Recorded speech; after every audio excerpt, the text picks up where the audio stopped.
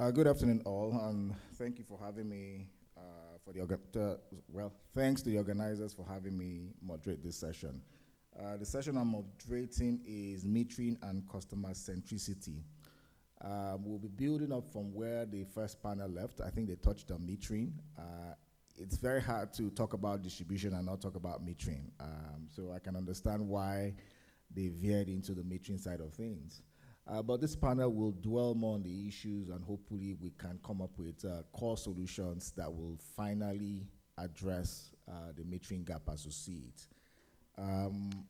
Without wasting much time, time is fast spent. I'm not going to really waste time on introductions. I will call up the panelists, and then I'll call up the keynote speakers. So please permit me to call the panelists, starting with Engineer Obiora Manafa. Okay, I understand he's not around. Can I call on Engineer Shegun Adeshayo, who is the head metering IBDC Ibadan distribution, electricity distribution company? I understand Mr. Babatunde Irukara was meant to join, but he's not here.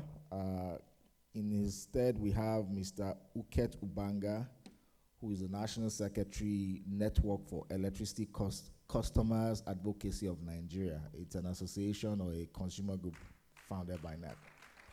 Mr. Ubanga. We have online with us somebody that, if you're in the metering business, actually if you're in the electricity sector in Nigeria, particularly distribution, you'll know the company she represents. Chances are that if you are metered, perhaps your meter was manufactured by her company. So we have online Ms. Chantel Abdul, the GMD of Mojek. Unfortunately, she's in China, so she's joining us by Zoom. So Chantel, if you're around or able to log in, please let's see you. Good afternoon, everyone. I'm here. Great. So last but not the least, it's my honor to introduce our keynote speaker, who also was my one-time boss somewhere in my former life. Without much ado, let me introduce Dr. Ransom Owen, Pioneer Chairman, NERC.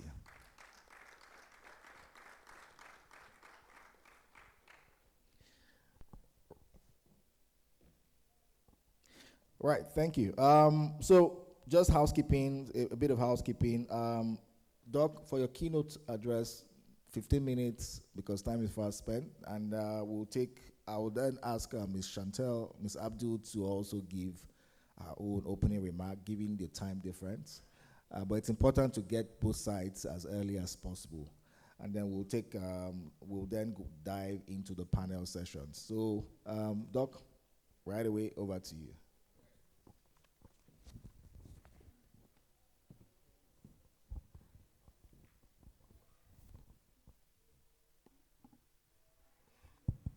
Hello, before you start that, sir, I am told that the other person you say is not around. He is around. Sam Amadi or so. Where is he? Dr. Sam Amadi. Okay, I wasn't aware as a panelist. Please, my error, if Dr. Sam Amadi is around, it is with great pleasure I would like to invite you to come to the stage as well. Interestingly, that will mean that we'll have two former NEC chairmen on this panel. That gives me a lot of privilege to moderate a session that you have two former NEC chairmen. So, Dr. Sam Amadi, my big pleasure to invite you to this panel.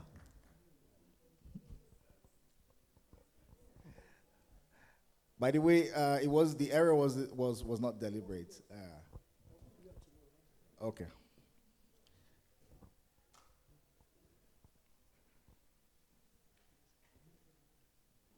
Great. So, Doc, over to you. 15 minutes, and I know you are a very astute timekeeper. So, thank you very much. I do appreciate. Good morning, everybody. I have the singular privilege to be before you again after speaking yesterday in a context. I want everybody to look up to my right hand. There's a green apple.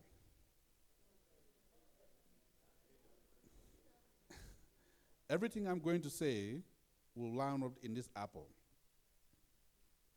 So let's think about it.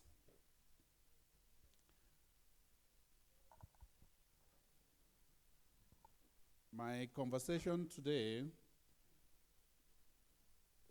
your materials are not a bit, are they focused now? I don't think they are.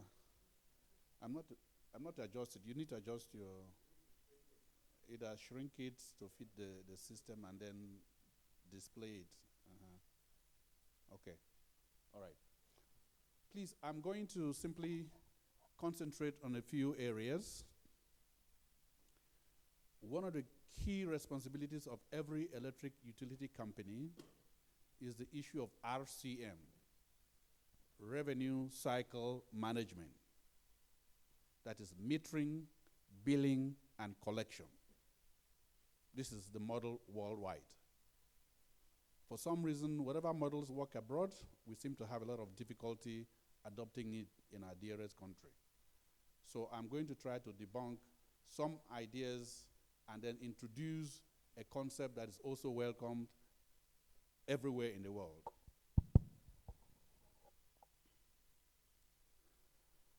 This is the headline I would like us to avoid. Whenever the regulator approves meter prices, this is the bad headline you get for our industry. It is simply not good for us as a sector. This is the trajectory from 2019. You can see where the meter cost is going. In 2019, a single-phase meter was $38,000 naira, and a three-phase was 74. See it today in 2003. That single phase now is 81,000 and 143,000 for three-phase meters. Let me go on record to say, the world over, there is nothing like a free meter. There are no free meters in the world. Somebody is paying for it. So we'll delve into the issue of where would the money come from, so that you and I will never think about a meter.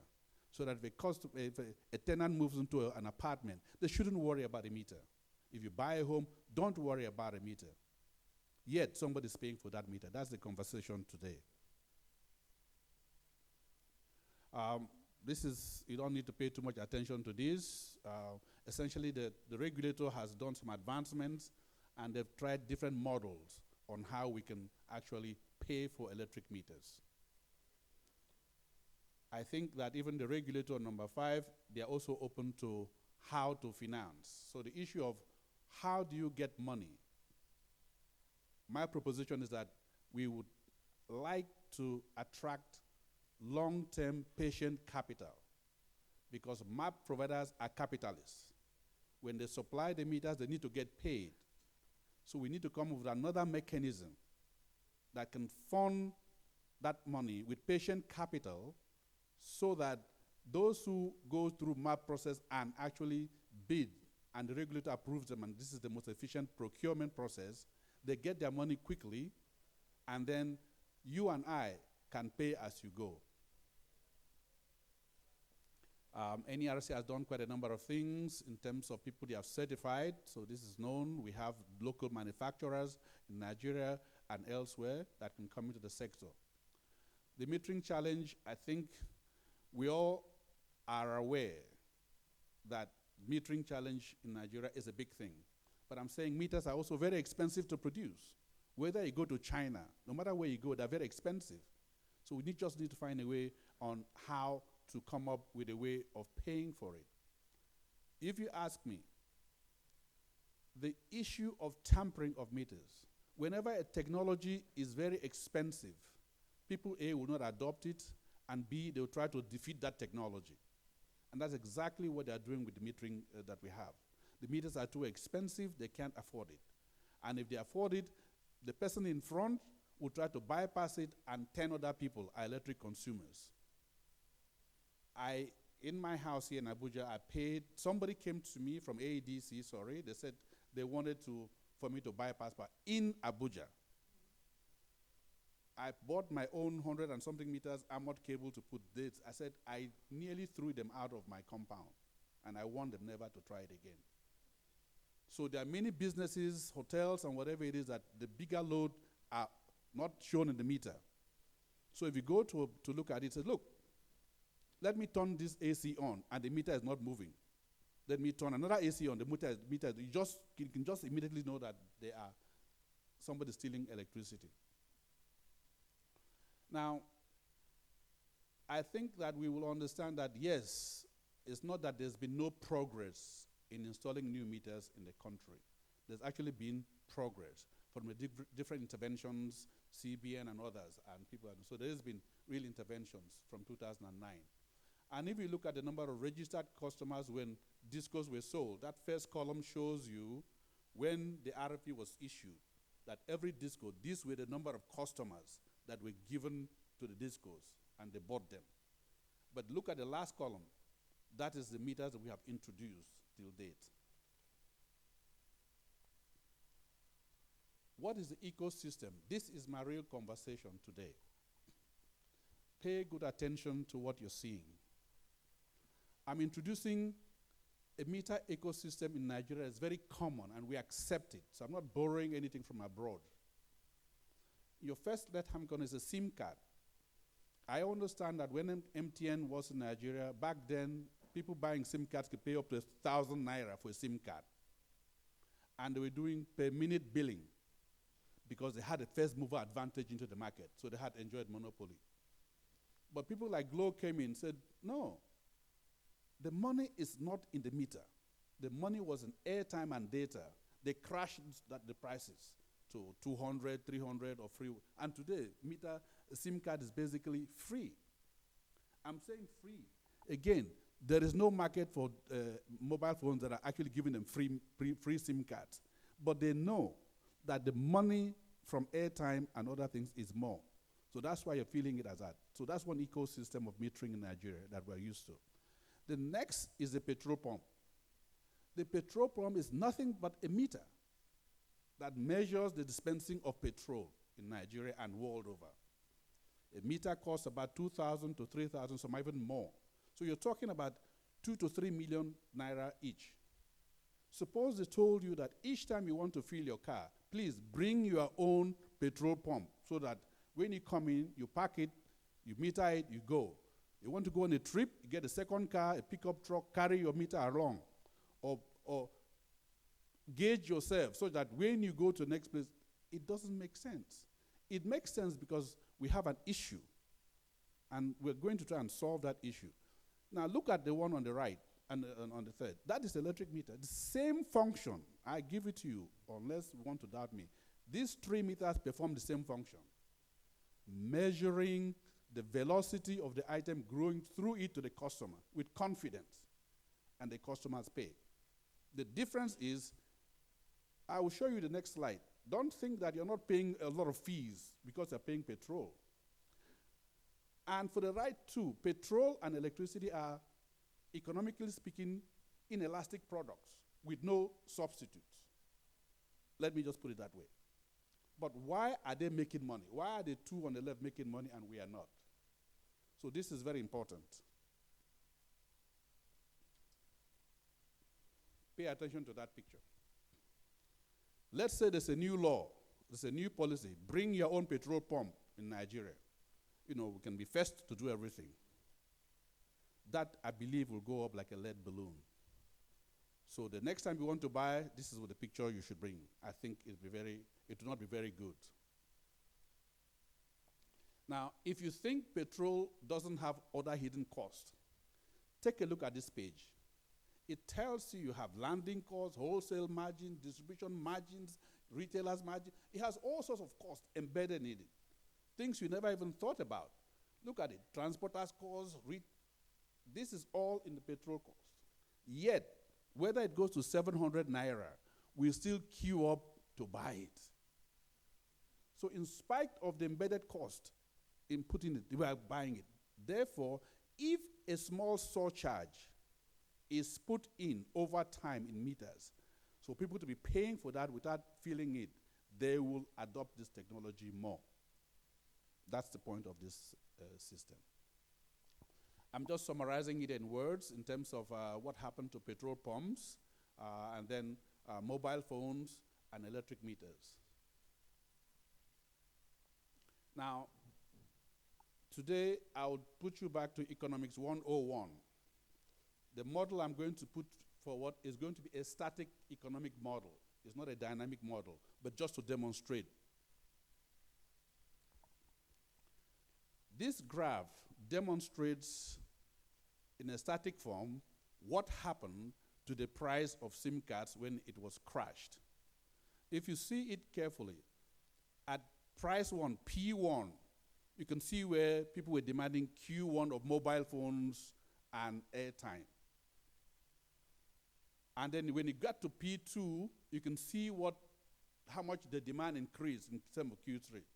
When the market was crashed, assume that fix now is P3 when Glo came into the market. You can see that the quantity supplied now goes to Q3, and the supply curve shift to the right. It brought in people. If people remember, maybe it's too long ago, when NCC began to advertise mobile phones in Nigeria, they had a palm wine tapper up on a palm tree with a mobile phone, and people said, this is crazy, it's not possible. They had farmers and market women, they said it's not possible. But today, you see them, whether it's Okada or palm tree people that are stopping to say, hello, hello, hello. And as you travel along with your family, we just keep saying, do you have network? Do you have network? That's just they are looking for airtime to talk. So you can see that by crashing the price of SIM cards from P1 to P3, you can see what happened to the supply of SIM cards, the availability, and that increased. So this is the model I'm using to explain this. But look at what is happening in electricity meters. You started out in 2019. Let's say Q1 was the meters. You go to P3, 2023. Whereas the supply is shrinking, not because the market cannot produce it, but it's become more expensive. So even adopting it now, they will steal more electricity because they cannot afford to pay 81,000, 143,000 or so. Yes, other people who have big homes can afford to buy it because they cannot wait. But I'm saying, let us think of a model the world over. We are all travel abroad. Nobody worries about electricity meters. And that is the point of this. If you change that slightly and go to this third model, the pay-as-you-go policy model, you will now see that if the price of the meter is dropped because it's free, not because it's not payable. The only difference here is who has the patient capital. The moderator, he has the firm, says New Hampshire Capital. He's a capitalist. So private sector would not wait for this to come and give a meter and wait for 10 years. Because there's no long-term money in Nigeria. Mortgages are not sold for 30-year mortgage. You can't find a 30-year mortgage. Therefore, you now have to think of another way. Whether is, and let's say, I think somebody, Odion, sent me a message that the government wants to buy 1.5 million meters. My proposition is when these meters come to 11 discos, let's take Abuja. Don't give any to Mina and the other 3 states.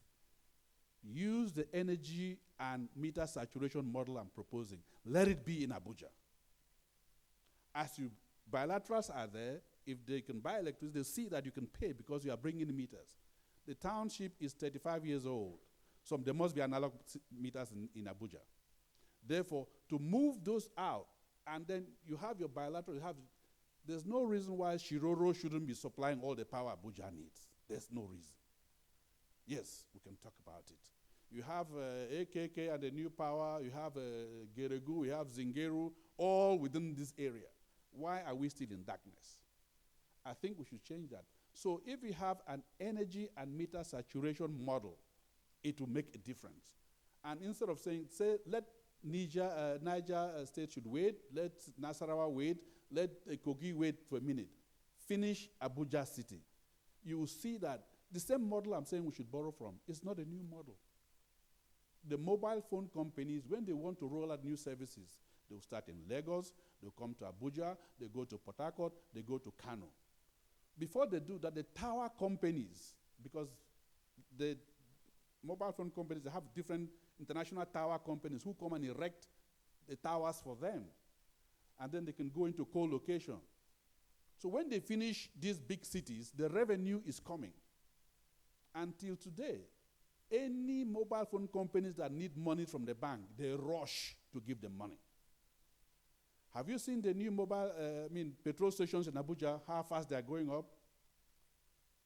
One petrol company now has an airline. AA somebody. You know him. Okay. They are just selling petrol from this metering stuff. So the people are seeing the cash flow, the velocity of the dispensing product is equal to the velocity of revenue coming back. We have to have that sanctity of that formula.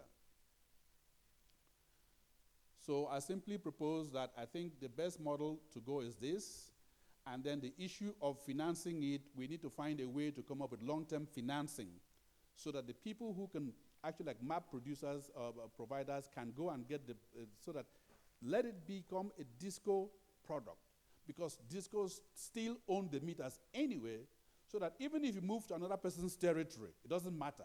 Say, I just bought this meter, but can I just tear my meter and take it to Kano? Say, no, just leave it here. When you go to Kano, you continue paying there, and that's how it should work. I think that this last mile, I don't want to belabor the point, but because I've actually summarized it in my presentation, that I think this pay-as-you-go model, it's probably the thing we should actually consider going.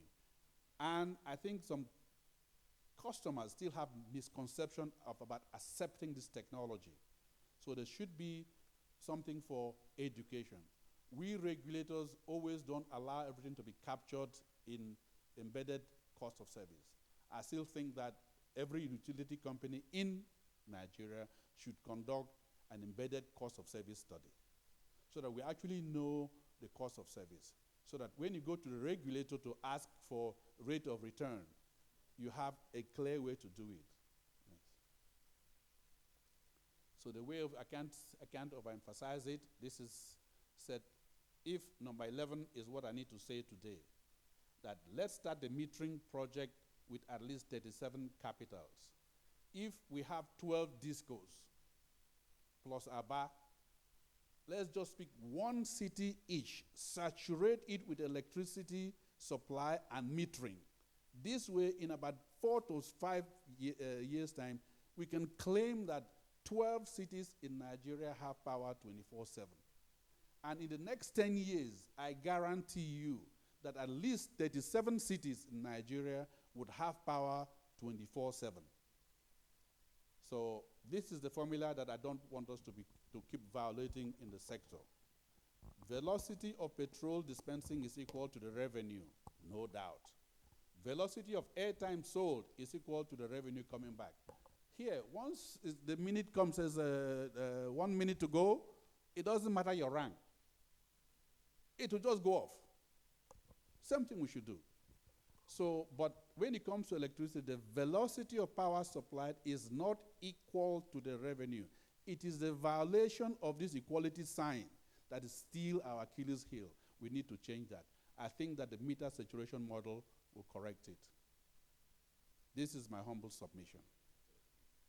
Should we be moving as stampeding turtles, or should we engage Formula One race cars to do our business?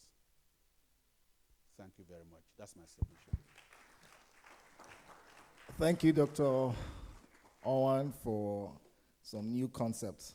That is my apple. Start with FCT. Thank you so much. He's raised some very key points which we will dissect, his keynote speech. Luckily, I have very eminent panelists to discuss. But before we go to the panelists, Chantel is in China. Time is probably 9 o'clock her time.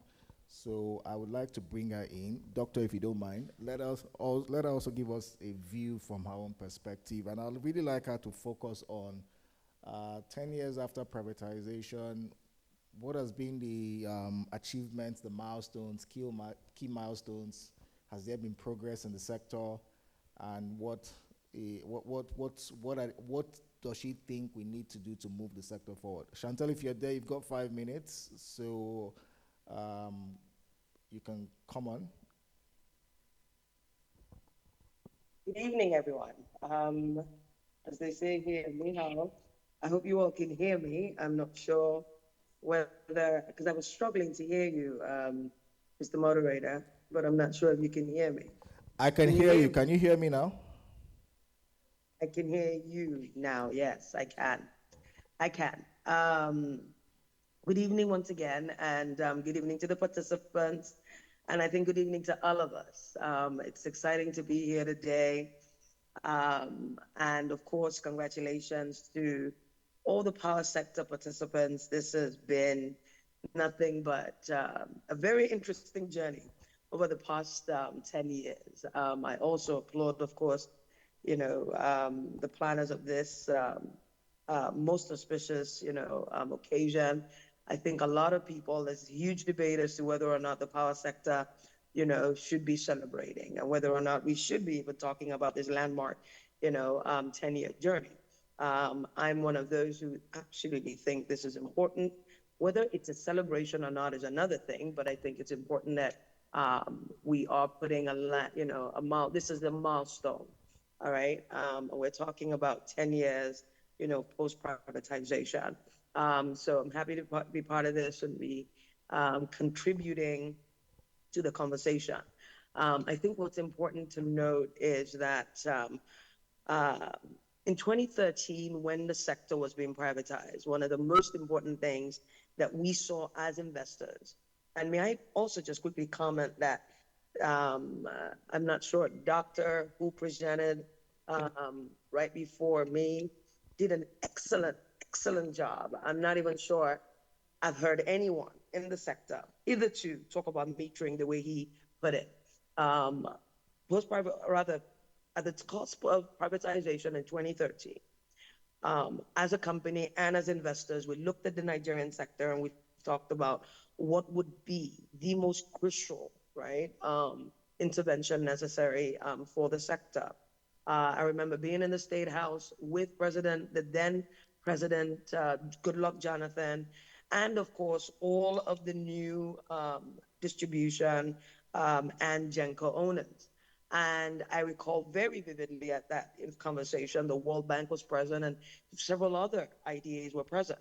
And I remember everybody talking about Nigeria needing to increase generating capacity and how, of course, we needed to bridge our energy gap and reduce, energy poverty for those who are already on the grid. And, with excitement, everyone, right? We're very excited about, what was this, the dawn of the new, or rather the start of a new dawn for the electricity sector. But one thing I saw that was very vividly absent was this one thing that we're talking about today, and that is metering. That how should we talk about getting about 100, whether it's 100,000 gigawatts or even 10,000 gig, or however much more electrification that we need as a nation, and no one is addressing what was the most obvious thing in the room, whether we all know this or not, but some quick statistics. Right at the cusp of privatization, 4 out of 5 Nigerians did not have electricity meters. So of course we all know what our reality was then, and that is estimated billing. So how do you invest in a market, attract capital to that market, grow or develop that market if what I call the POS of the sector is absent? So here we are talking about energy flow, the velocity and the movement through the cables, but we are missing that one thing that would actually capture that revenue to ensure that everybody up the chain, right, that invests, whether it's in distribution or all the way up to generation, right, every investment, whether it's improving our transmission and our wheeling capacity, or whether it's our distribution capacity at the point of the meters, or rather at the last mile, to the end user, to ensure that all of that investment is collected and everyone who invests along the chain was paid. And I just couldn't understand why nobody was talking about that in the room. And I remember raising my hand up then, just freshly come from the US, and I thought, why are we not talking about ensuring that there would be adequate metering? And it's so interesting that 10 years later, fast forward 10 years later, we're still having this conversation on the importance of metering and why we need to meter. I remember then, like I said, what was so exciting to talk about was how will Nigeria increase its generating capacity? And my objective in the room at the time was to talk about the importance of ensuring, right, that over 10 million, or pardon me, over, at the time, 15, 17 million homes in Nigeria, right, would be metered, and that would be able to get adequate metering to these customers. But fast forward, I think 10 years later, the truth of the matter is, whilst at the time there was few players, right, investing in metering. I mean, today, for example, we can look at the metering ecosystem and we can talk about the fact that, it's cascaded into different segments. So you have the manufacturers, and then you've got the assemblers, right? So the manufacturers are those who technically do the OEMs, and then you've got the meter assemblers, and then you've got the meter asset providers. And I love that the presenter earlier, talked about the importance of this investment, right? And the meter asset providers, and then of course everybody, lower down the rung, which includes, installers, and who are the foot soldiers that get these meters into, the customer's home. But I think what I really want us to know, because I listened to some of what was presented earlier in the previous panel, and I thought I heard something about maybe 1 million meters or something like that post-privatization. I'm not sure whether those statistics are correct. I can most certainly say, right, that thanks to the likes of companies like, ours, like Mojek International, and of course, Mr. Odion, who sits there as a moderator, he operates as a map today, right? There has been over 4 to 5 million meters achieved, installed, all right, in Nigeria, right, 10 years post-privatization. Do we pat ourselves in the back? I'm not so sure we are ready to pat ourselves, but we should be patting ourselves in the back, because the truth of the matter is that, if we could get this sector right side up, I thought I heard someone also talk about that in the previous panel, right? That the biggest issue that we have in the sector today, and I keep saying to everybody, the play or the investment in the Nigerian electricity supply industry, the NESI, is not just metering. Though we consider metering to be an investment today, ideally the discos ought to be able to meter themselves, right? But meter manufacturers are on the scene as investors to come alongside the utilities to provide these, what are very capital intensive, right, equipment, but so crucial because it pretty much is the POS of the electricity sector, right? And I'm very happy today that several administrations later, starting with, the PMBs and others, and of course now the BAT administration, right, we are focusing and continue to focus on the importance of getting customers metered, period, right? Mojek, of course, thankfully has been able to contribute over 50% of that, right, into the electricity space.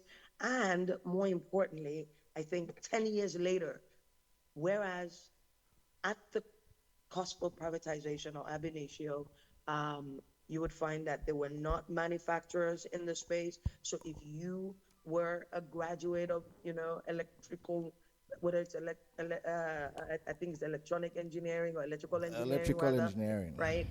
We would not have a metering company to work in, or what have you. But thankfully, today, in the space, I can proudly say that there's at least over 40 meter manufacturers or assemblers, majority assemblers, right, now invested in Nigeria, right, now producing meters, able to produce, whether they're assembling, whether they're manufacturing, able to produce, they're creating jobs, right? Creating Chantel, jobs along the chain, Chantel, whether it's in manufacturing or in installation. Yes. so thank you so much. I mean, you've actually brought us down memory lane, and you've actually brought out certain things that are very important. First of all, highlighting the investments that companies like yours and others have made in the sector, some of the achievements in the sector. Yes, on record, you have about 2-point-something million meters since 2018, but there were metering that happened before then. And then you also talked about the metering ecosystem. It's not just about the meters. There's a huge ecosystem behind installing a meter on a customer's wall. But long and short, it is the need to sustain investments in metering and the need to realize that the meter is the cash box, the POS of the sector. And without a functioning cash box, the revenues certainly cannot be assured. So thank you so much. We're going to come back to you, but let me dive right into the panel, given that we have very limited time. It's the worst time to take a panel is when lunch is staring at you. So let me do that. So Dr. Ransom, over to you. You mentioned a lot of things, but two things caught my ear. First of all, your assertion that meters are too expensive. That's one. And then the second is what you call pay-as-you-go model, and how you think that will work in the sense that somebody needs to provide the assets. On record today, the metering gap on paper is roughly about 5 million meters. But we missed something. The number of households we have in Nigeria is in excess of about 50, 60 million. Dr. Amadi will correct me because he keeps all these numbers. So if you've got 50 million households, right, technically or theoretically, you want to ascribe a meter to a household thereabout. So you could see that the metering gap is in excess of that 5 million. So let's speak to your point as to metering. The meter is very expensive. Why do you say so? And then how do you think we can even get these meters on ground to install before customers start to do pay-as-you-go? Because guess what? The SIM cards were already purchased. And then you went to a shop, you bought the SIM card, and then you got value. Thank you very much. I think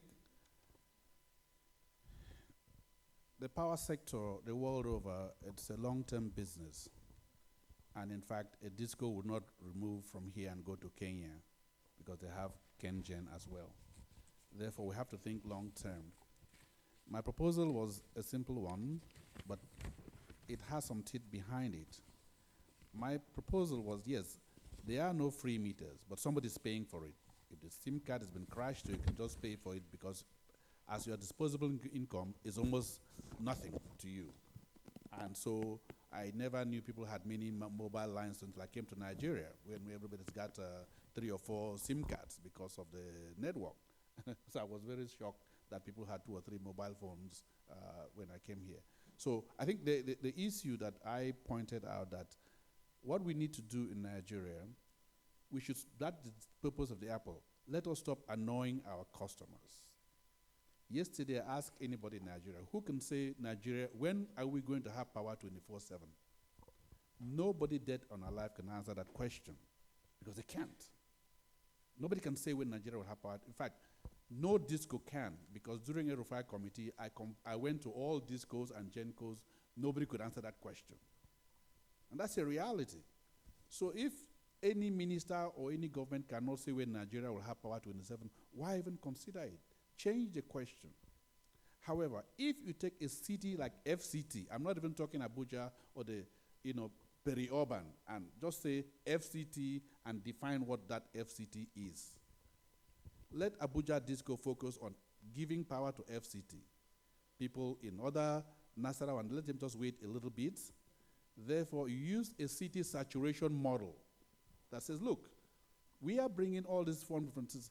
It may not be politically but you have to start somewhere. As I said, when mobile phone they came to Abuja, they didn't come to my village. I just had MTN to put subcontractor to put a small tower in my hometown so I can get MTN. The big tower companies didn't come there. They came to the big cities. So if you want to saturate this place, energy has to be captured through a meter, because you mentioned something that, why should government continue to fund electric meters for free? No. Should customers now begin to give free meters to discos because they don't own it? Therefore, it's a funding mechanism. My proposition is we are smart enough to come up, whether it is that national investment entity in Nigeria, I forget what their name is, whoever can come up with patient capital, whether it's World Bank, whatever it is, CBN, say, give us 20 or 15-year money. If that money is used to procure meters, and then each disco now takes charge, and if you commercialize bilateral contracts to be supplying from Shiroro and elsewhere to FCT residents, this is the capital of Nigeria. All embassies, everybody's here, all the lawmakers are here. So once power becomes steady, there's a secret behind it. There's going to be a transfer of payment back to the discos. Shh, you will kill generators. Can you imagine how much money will flow back to any disco if they know their competitors and they'll be able to capture the market? So if you concentrate that effort that you're seeing that as energy is flowing, you capture it, you kill and destroy your competitor. This is not their core business. But Doc, let me pause you in terms of the pricing, because you made the point, meters are too expensive. Now I'm going to ask, you talked about the NCC advert where the man on the palm tree, and yes, I remember that advert, the man on the palm tree tapping and then he's on the phone, right? Between a meter, a single phase meter, and a mobile phone, smart mobile phone, which do you think is expensive? I think the mobile phone is more expensive. Okay, so if the mobile phone is more expensive, right? Yes. You just alluded that almost everybody has a mobile phone, including your gate man and everything. Yes. Oh, different types. But I can tell you the Palace mobile phone is actually more expensive than a meter. Exactly. So if the most useless of smartphones, the Chinese Chinko phones that we call it, is more expensive than a meter, and even students are carrying it. Yes. Why do we say a meter at 82,000 is expensive? No, because for a household. No problem. I answer that question. You see, there is something about decision making. You can decide to buy an iPhone for, I don't want to show, what, 1.something million. I can't even. I think it's almost 2 million now. Yeah, I can't even fathom it myself, how young people are even having the money to buy it. I don't even understand it.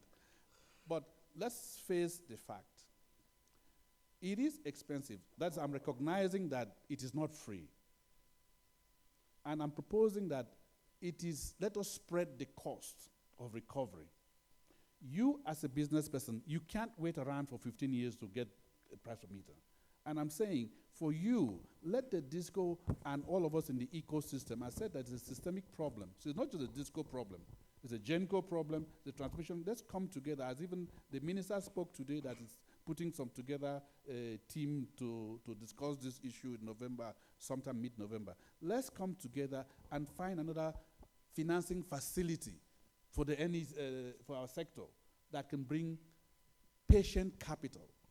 This capital formation should be outside the system so that when a disco advertises for X number of meters, you go through it, the map providers who are already certified by the electric companies go through it and collect it. But the private sector money cannot wait for 5 or 10 years. But a disco is not going anywhere. Therefore, this patient capital will allow the disco to be collecting small fees. And then if you increase your customer base, because it's a volumetric issue, then that payment becomes, the velocity of the cash is so high that you can actually pay off this meter maybe faster. Thank you. Thank you, Doc. So I'm going to swing over to my left to another chairman, a former chairman, Dr. Sam Amadi, who at the start of the privatization was the chairman of the commission. So a lot of people like to hang the failure or success of privatization on his shoulders, and I think he has very broad shoulders. He's carried it very well, right? Dr. Amadi, Dr. Owen talked about patient capital. Where is it going to come from? During your stint as the chairman, you came up with, I think you recognized this challenge, or your commission recognized it, and then it came up with what you call the CAPME, credited advanced payment from metering. Thank you very much. Looks like some people. I hope you didn't have a bad experience. You crammed it. Great. So I'm sure because of in trying to solve the finance patient capital, you came up with that. Now let me ask you, in terms of what CAPME is no longer in existence, we have other schemes. What in your view can attract or should attract patient capital to fund the huge metering gap that we have? We need close to, if you're doing 600, if you're doing single phase meters alone, current gap, you need almost 600 billion to close it. So where do you think we're going? What's your thought on this patient capital? Okay, I think it's, you're hearing me okay. I think first, let me thank Dr. Owen for, I think he has done like an economist, you bring a model, and when you now look closely, very attractive. And I think that's probably why economists get it wrong. They have attractive model that makes sense from hypothesis in a formulaic way. But when you now match it to reality, then you need to work harder to make it work. I would like the idea that two things he said are important: patient capital, and of course, kind of allowing the market to determine, in the sense that you would like the disco to look at efficiency, go to a cluster, put your energy, match energy with metering, so there's no gap. You are recovering what you. But first, they have three issues. One is that the Nigerian electricity allocation strategy has embedded social justice element. So this system works if it's deregulated in a way that, for example, the Abuja Disco can say this is a cluster. We put everybody in FCT where electricity is legible, transparent, we can track it, meet everybody, even at a high cost. They're willing to pay, we collect our money back. In the meantime, Kubwa, all these guys, you deal with estimated. But again, if they meter that cluster, they're going to transfer energy to where they have greater bankability, less loss. So the consequence of that first is that there will be disparity in access to energy in a way that they won't sell where they cannot meter rapidly. So you have to factor that. From a policy point of view, which is the point of view I use, I would not approve of a process that means that we can be sure of metropoles, but Niger, Nasarawa, you wait for 10 years, 2 years, 3 years to get there. The second issue is that the model you're talking about is actually the model of the electricity market, which is long investment. You come for a revenue requirement, okay? Now, ordinarily, the metering component is factored.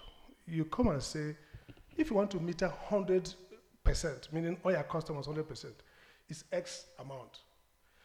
Based on their plan, we're going to meter in 5 years, let's assume, okay? So in first year, we're going to meter X plus 2, okay? You bring the cost. NEC allows you to recover. So ideally, the market structure, just like the telecom, they have factored the acquisition cost of meter and installation in the tariff. Now we have two constraints. One is that we can't seem to allow the tariff to go to where it ought to go for obvious socioeconomic reasons. That means we can't allow allow recovery either this time or in a reasonable time for other costs. Two, even if we allow that recovery in theoretical terms, meaning tariff is X, you may not even recover it because of the other inefficiencies.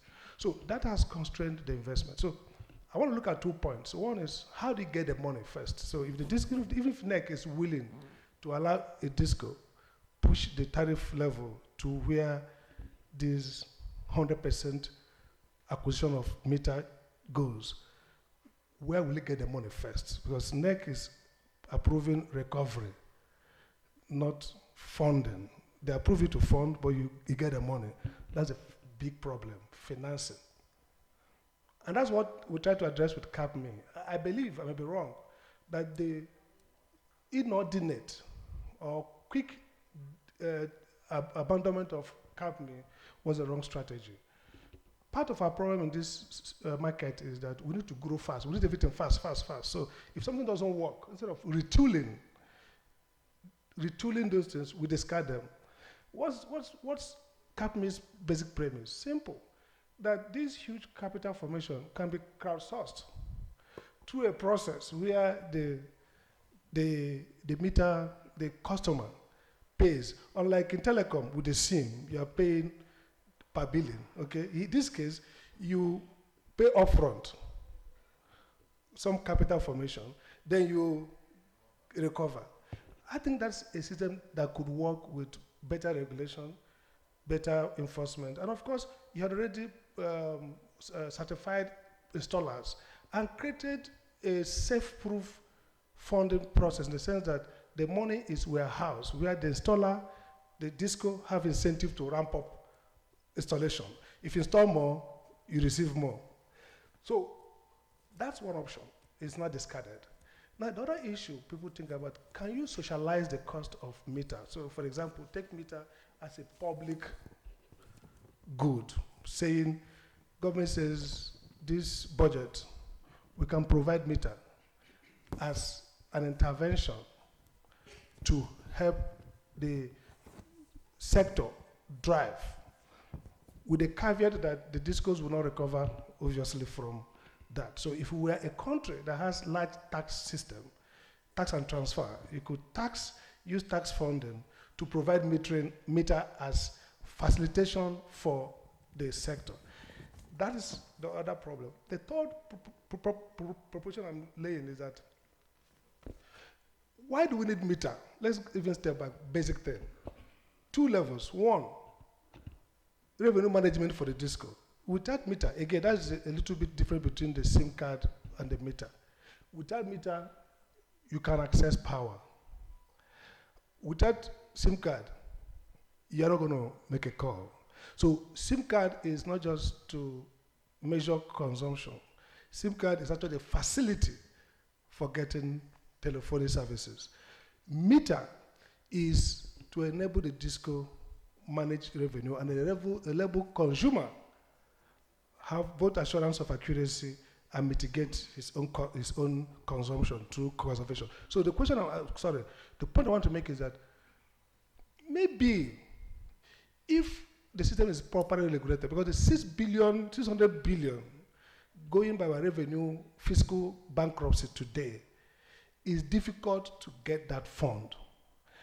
The discos may not have access to it from private market. The government may not access it from tax or from other. So it seems to me that we may have to live with some quadratic equation where metering and growth of electricity sector may not match. Some misalignment, meaning that if you regulate estimated billing and control change management at disco level, a gap in metering might not be too damaging to the sector in the short term. Dr. Amadi, let me ask this question, sure, because it seems to be the fundamental issue why discos can't seem to meter, and Engineer Shimon, I'll ask you later on. Why must discos, or rather must the cost of metering be recovered from the regulated asset base of discos? Why is it that we cannot, first of all, you talked about the fact that tariffs are not cost reflective for whatever reasons, both political and market based, but then you've tied a very critical component, the recovery of it, inside of it. So from day one, you're never going to recover that cost, whoever makes that investment. So off the top of my head, I'm asking myself, why must why must the disco recover that investment, right? Even though the disco is not the one making the investment. So let's use CAPME for a reason. Absolutely. CAPME was funded by customers. Now, CAPME has been retooled to what you call MAP, meter asset providers. And under meter asset providers, about 1.5 million meters have been installed since 2019 when it started. And from what I see, Ikeja Disco alone achieved almost 500,000. These are meters that were funded by customers upfront. Okay, yeah. But guess what? The Ikeja has to refund that cost. If you did the calculations, almost 60 billion. I can see the Ikeja per here, almost 60 billion they have to refund. Meanwhile, they have not collected. So my question is, why don't you just make that Free. not free? Why don't you pass that cost to the customer? Because the customer eventually will pay for it from his tariff. Why punish the customer twice? That's the point. Okay, good question. That's why I said under CAPME, by the way, it's like a bilateral agreement between DISCO and customer. DISCO owes the customer, it's owing customer. Only that the regulator ensures there's a timeline to pay the customer. You see, the premise here, like Owen said, is that somebody pays for all this asset and it's supposed to be the customer. Now the question is, one, time lag. If you spread the cost of metering for the metering gap for 40 years, for example, it's possible that it will be imperceptible. That means it might give maybe a 2 naira increase in per unit cost, in which case the customer would not even know when they finish it. But somebody has to fund that asset That's from day one. No, Where is that I'm coming. So day one, the business model is that you will fund it. The problem you have, the monitor is a 15-year tariff plan, 5 years, you can change it. What that means is that full recovery of that cost is not expected in the first 2, 3, 4, 5 years. It's a life cycle, recovery. But because this sector has no capacity to attract that kind of fund, patient fund is talking about. And even if we do, I put it in the tariff, you are calculating tariffs with many unknown generation capability, availability, and so on. So you see there will be always shortfall. So the key question is this. This sector may not work if you ask the DISCOs to access and invest and then carry the risk. Customers cannot, at this time, except to follow one's recommendation, where those who can pay get all the meters, those who cannot pay don't get the meters. They can't carry it. So there may be a case here for seeing meter in 2 ways. One, some massive public funding, in which case DISCOs will not recover from it. You get the point I mean? Customers are not required to pay for it because government is a bridging capital. Government brings in that money. The question is, how can they get that money?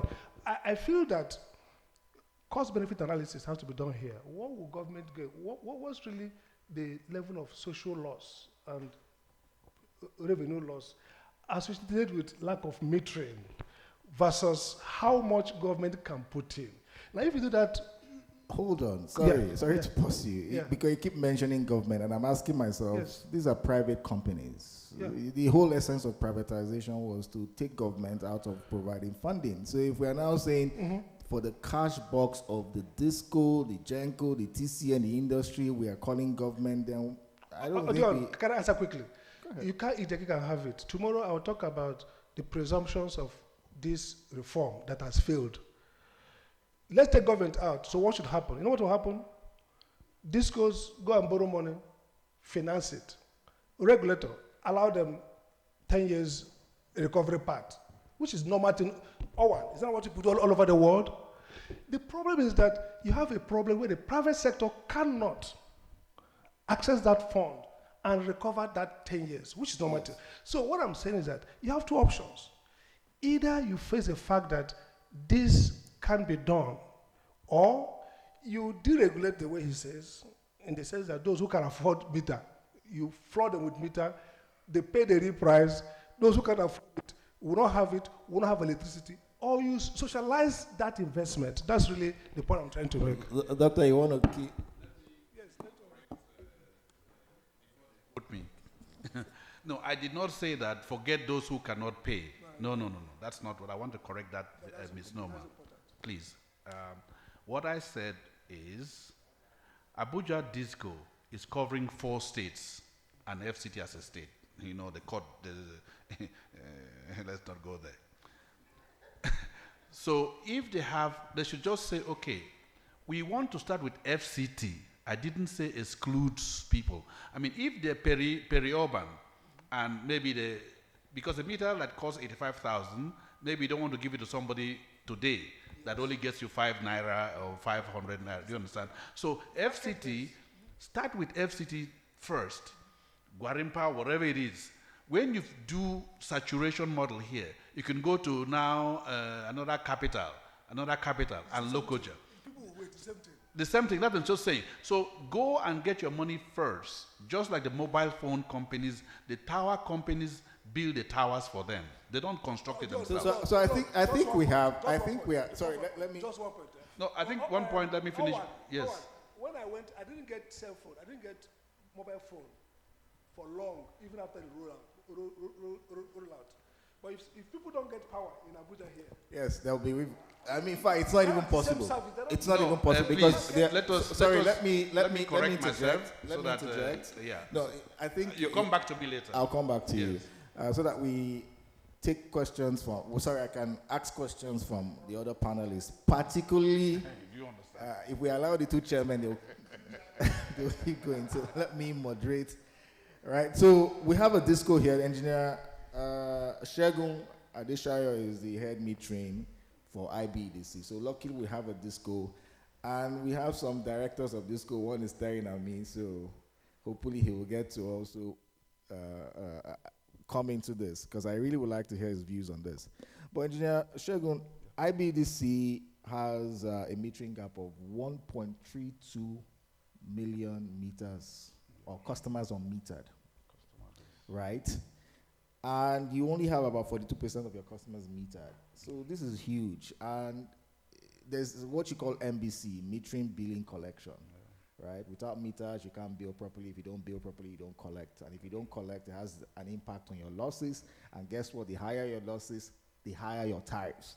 So you can see our customers are punished twice.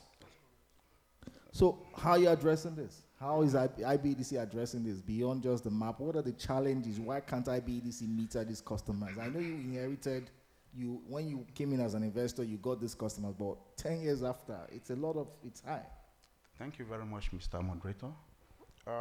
Until we take metering serious, beyond rhetorics, beyond talking about it, we are still going to be talking about failure in NESI. Because whatever you cannot measure, you cannot manage. And here now at IBEDC, we have seen that meters are the only components in the industry that can ensure fairness in energy transaction. And we are taking that seriously. We have what we call energy trading model, whereby each transformer is accountable for whatever energy is delivered to it. The CROs, we call them CROs. This is what energy that is delivered to you on this transformer. The meters, the DTs are metered. So go and look for the money. If it's metering shortage, let us know where you have the shortage. So that's what we are doing. And also we are talking about meters, and meters only. We have forgotten about reticulations. When you get to some premises, you have free meter you want to give to this person. The cable that is using to connect his house is 1.5 mm. And you ask the person to go and change the cable, he says, I didn't ask you to give me meter.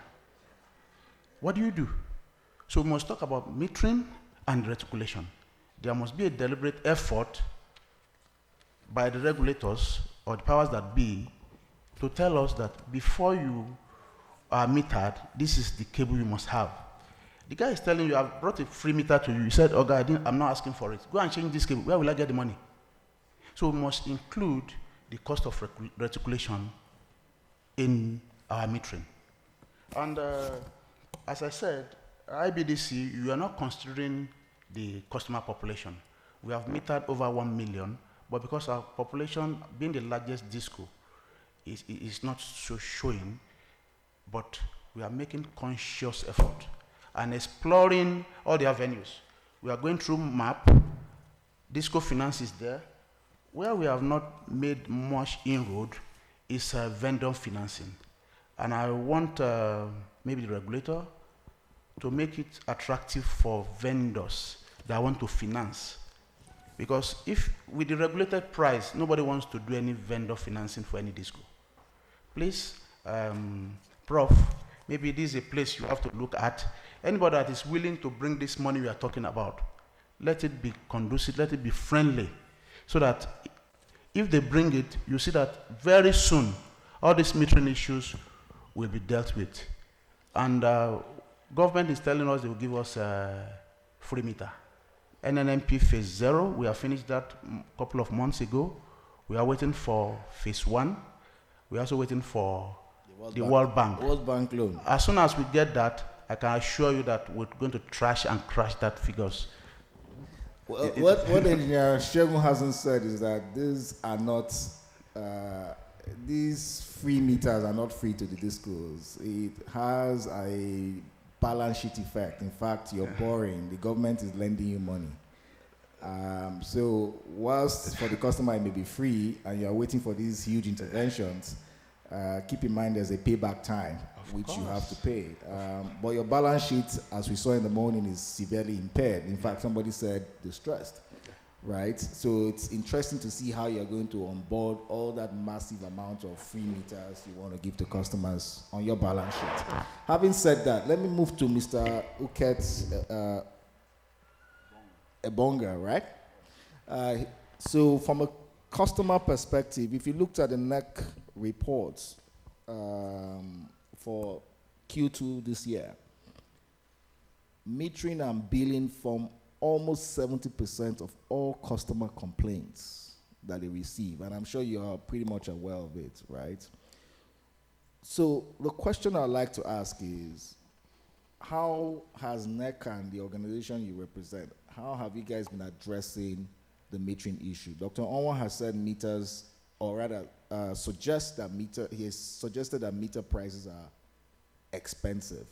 Do you think so? Do you think customers can pay for meters, given that everybody seems to be carrying a smartphone, including students? And in terms of dealing with these complaints, this estimated billing issues, I mean, I'd like to hear your thoughts as to how you think would be the solution to all of this. Okay, thank you very much.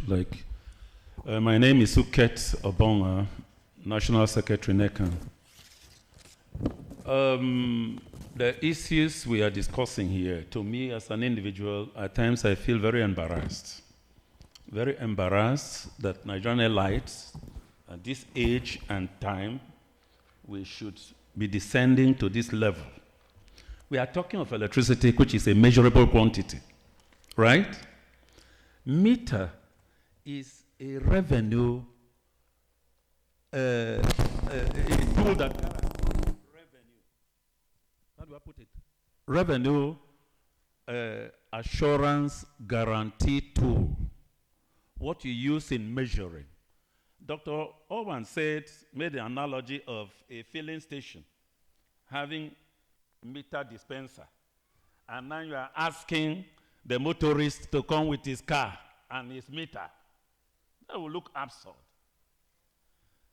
To begin with, whose responsibility it is to meter the customers?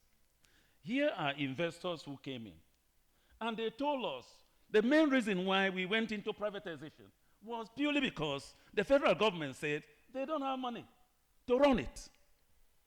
Let us bring in people with capital. And this capital you invest. I heard former President Goodluck Jonathan declaring on national television that within 3 to 5 years, electricity will be everywhere. People are bringing in. And 10 years down the line, we are still on basics. Now, you are a utility company given a franchise area to manage. And your business is to do what? Sell energy. And you don't have the tool to measure what you are selling. You don't have the tool to get money from the people you are selling your product to. So what are we talking about here? Then we'll be talking about metering gap. Are you aware that we were invited, a few of us, last November by the World Bank, where they gave us an appraisal of what has happened in the power sector from 2010 to 2022. And I was embarrassed as a Nigerian that even data that was coming from NEC and other agencies could not be relied upon. And the World Bank, they are here. They have consultants who reach out, gather this information, and feed them. And they will place what you are sending. If you read that magazine, that Nessie Echo, I wrote an article there. Go and look into that article. Where in a year, I think 2021 or so, the population of electricity consumers was 10 point something million. That is first quarter. Second quarter, it dropped to 8 million. The third quarter, it rose to 12 million. The other quarter, it went to 10 million. In other words, quarter one of that year was 10 point something million. Quarter two, 2 million electricity consumers died. Please, I'm referring to what I wrote an article in that magazine you have in your hand. It's there. I did not manufacture it. Then you go into talking about metering gap. You can't be talking of a gap in a vacuum. We should be talking of a gap with numbers. This is the population of electricity consumers. These are the people that are metered. If you go back to 2020, NEC report, quarterly report, they said out of the 5 or 4 million metered customers, 3 million were using obsolete, how to call this one? Obsolete. Obsolete meters, dysfunctional meters that were installed by NEPA in whatever year. They constitute that percentage, and nobody has gone. And that, of course, drove us in NECA. I went to Warri, 2018, and we surveyed some streets, 380-something households, and we discovered that 87% of the meters that were hanging there were not working. They were just hanging. Just like in my state, Cross River, where I come from. So let me ask you. Let me interject, right? Yes. Because over 10 years, we've had these issues repeated and hashed out, and at some point, we really need to start to find solutions, practical solutions. So from a consumer perspective, NERC has come up with solutions. There's CAPME, now there's MAP, and those two programs alone have funded almost 3 million meters. So the question I'm asking you from a solution perspective is, what do you think should be the solution? I know you're looking at things from the full context, but let's focus on metering. Yeah, we have solutions, and I provided these very solutions to the World Bank when they told us that the federal government has asked for 3 point something million additional funding. February this year, we had a meeting of the World Bank where I made a paper presentation, and I said, don't give them the 3 million. If you are giving them the 3 million, set aside $1 billion. And if you take $1 billion today at the exchange rate of 900 naira per dollar, it should give us 900 billion. And now you are looking for 600 billion to close a metering gap. You say you want to close, but you don't know the number of people in electricity. ANET will tell you that there are 25, 27 million Nigerians in electricity. NEC will tell you today there are 8 million, tomorrow there are 10 million, the next day there are 12 million.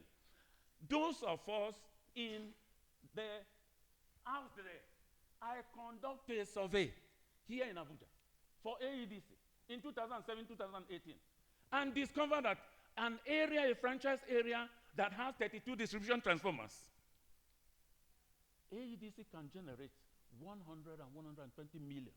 Today, they are generating 250 million from this area. Now, you fail to do the needful. When AEDC, because of the report I submitted to AEDC, they now got a grant of $9 million from, you said, and invested substantially in that area and procured 3,685 meters. and installed in that area that shot up the revenue from below 10 million to close to 100 million. So that is to demonstrate and let you know that the metering must be given its proper place. So you are asking for solutions, sir.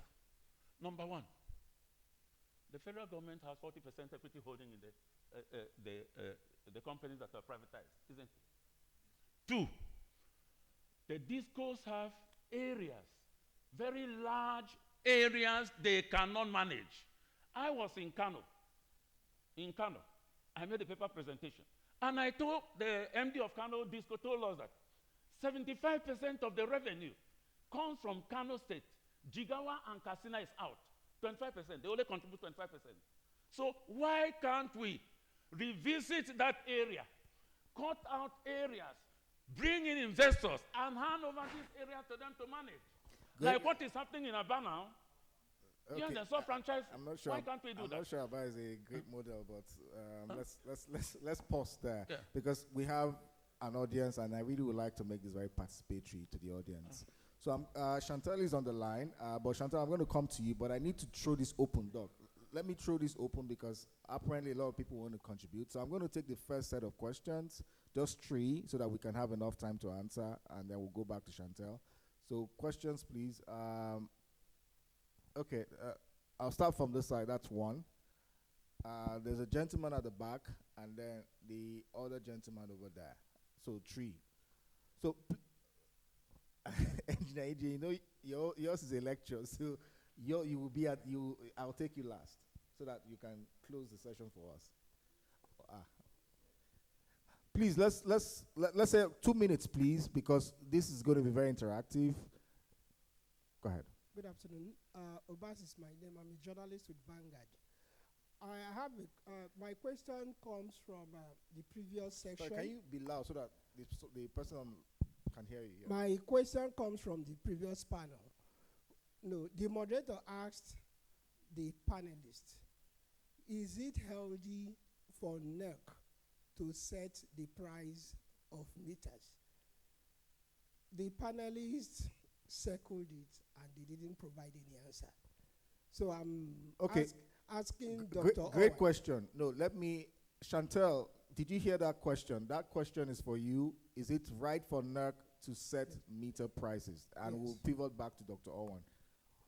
Second question. Extreme end.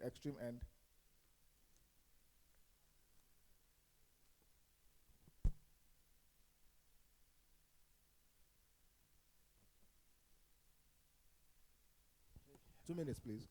It's Dr. Lucky again. I want to ask a question. 1, can't the meter manufacturers, the disco, and customers in tripartite and NEC as a monitor, an enforcer or a regulator to ensure that customers can get these meters as loan from banks? As long as you're a customer, you're a civil servant or a private worker, you can get these meters as loan from bank, because the cost of meter is making customers they don't have that affordability to get this meter. So if the bank can come in and all of these. So effectively, you want meters to be a consumer financed asset. Yes. Great question. Next point, please.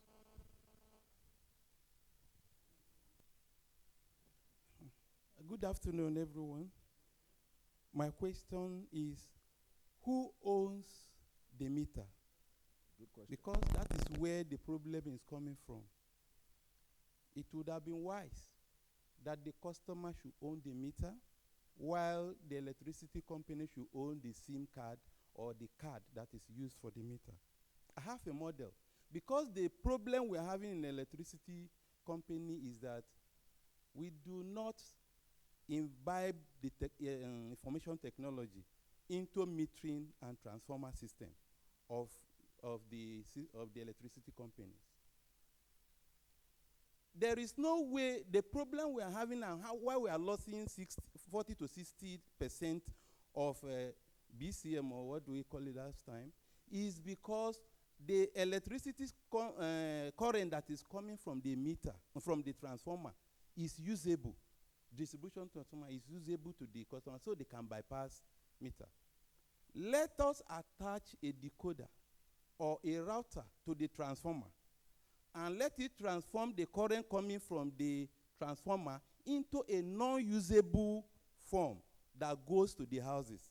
And the meter be attached with another a decoder that transform it to a usable. While the router is the one that provide a table for the whole system. Then when that is done,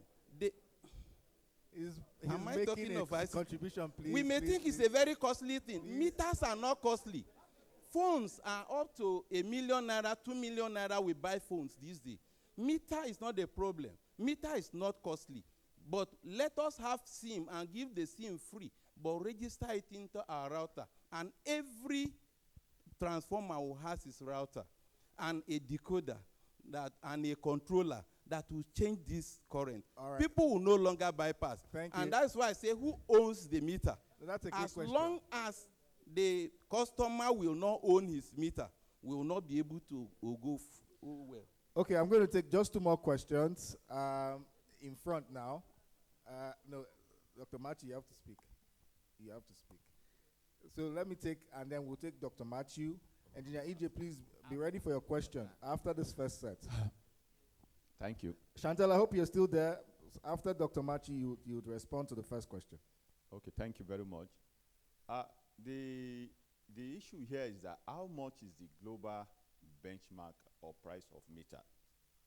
Because we are surprised in this part of the world that meter that is not up to $100, how come that we are buying 3-phase meter for 180 something naira? How much is the price of meter on the shelf? At least that's one issue. Secondly, pre-privatization. One of the presentation that was made by investors is that they are going to close the metering gap, service level agreement. It's very fundamental. Performance agreement, service level agreement, vesting contract. And to us, the issue has got to do with regulatory capture, because it's all about regulation. Capmine was a very good initiative, but unfortunately, Dr. Sam Amadi has left due to political pressure and third-party interference from government, political exigency to play to gallery. You know, maybe we want to increase tariff and what have you. There was a publication putting on hold, like you said, Capmine. Some disco had customers who were willing. There was customer willingness to people who have paid about 5 billion, 7 billion. That money was withdrawn. So from our understanding, the meters are not, they don't belong to the customers. So if we buy meter for you, if you come and do Yahoo presentation, you brought technical partner, marriage or convenience, they are not existent. We can't see them today. You bring some big names from abroad to come and qualify technically for license, and they are not there. You go and package what we call Oluwole bank balance sheet. You present it to BP and NEC that you have the liquidity, and you can provide them. So to us, we have a lot of the foundation that is faulty, fraudulent contracts, misrepresentation of what they don't have. Technical and financial due diligence of the privatization is built on misrepresentation and fraudulent contracts. So having come to that, if we meter, if we, like we do the CAPME, if we provide the funding for metering, which is the major issue, you're talking about capital. The NESI have not unlocked the potentials of the money in our pocket. Incentivize us to buy this meter, then give us a refund, because I don't go to petrol station and grocery and provide meter. It's part of your ROI, return on investment. So it's not our business. So that is already existing under the meter asset provider scheme. Okay. And I will explain that in more detail, because I'm also a MAP. You're meant to. I know you are a MAP. Customers pay up front. Customers pay up front, and what the regulation says is that you're supposed to be refunded your money over. That's Capmine. No, MAP. Okay, over new 10 MAP. years. Okay.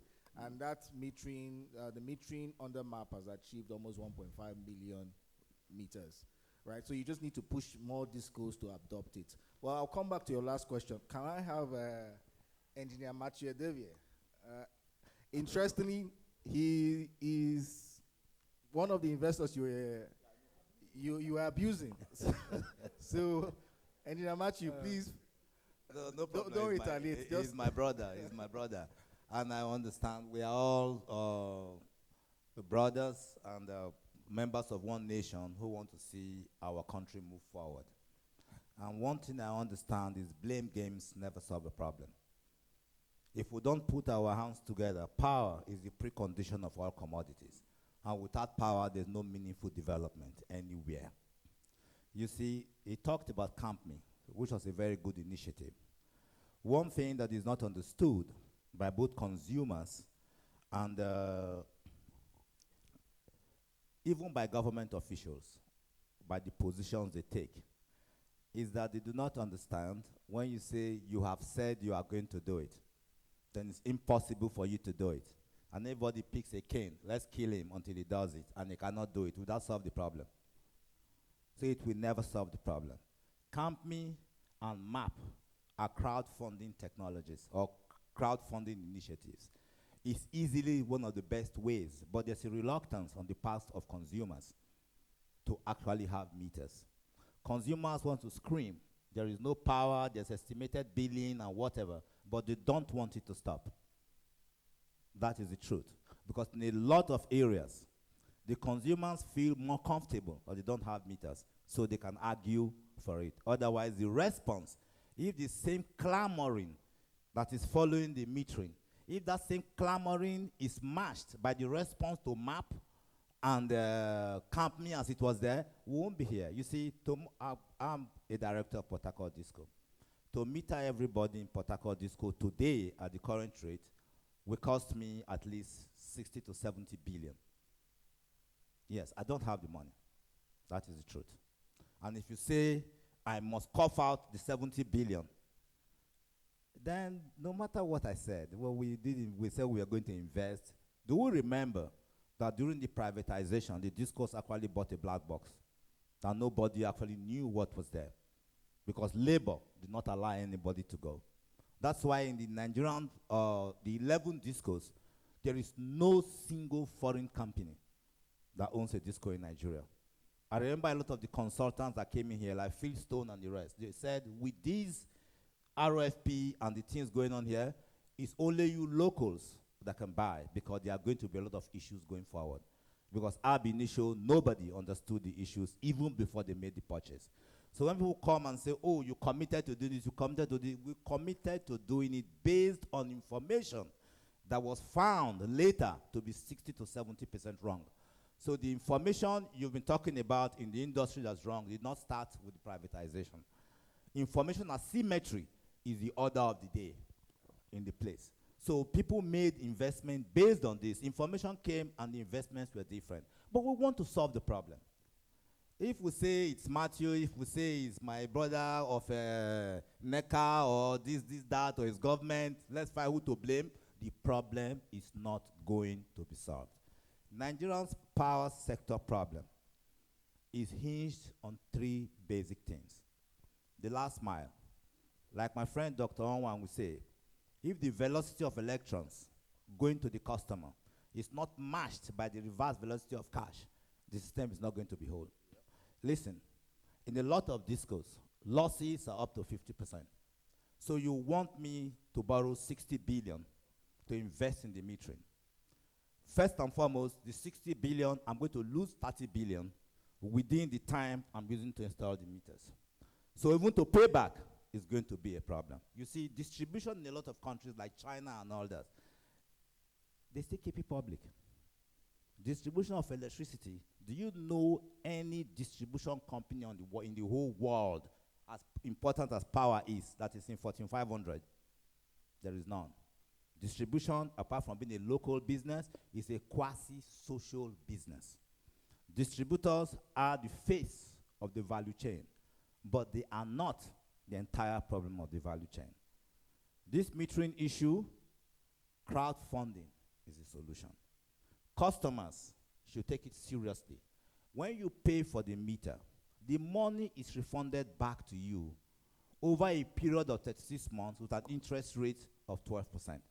If I go to borrow money in the Nigerian bank at 25%, for 60 billion.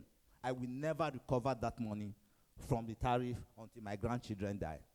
So please, let us as consumers and people in the power industry come together, put our hands together and solve the problem. Let us stop pointing fingers. It will never solve the problem. Yeah, David, Thank you. thank you so much for that. Great intervention. Right, so we're going to take the questions. The first, Chantal, if you're still there, there's a question for you. Should NERC continue to regulate meter prices? I need you to take that and also tell us what the prices of meters are today. Is Chantal still on? So Chantal, Yes, two questions I for am. you. So Yeah, you've me, heard the yes, question. I am. Can you? I can hear you. Please go on. Excellent.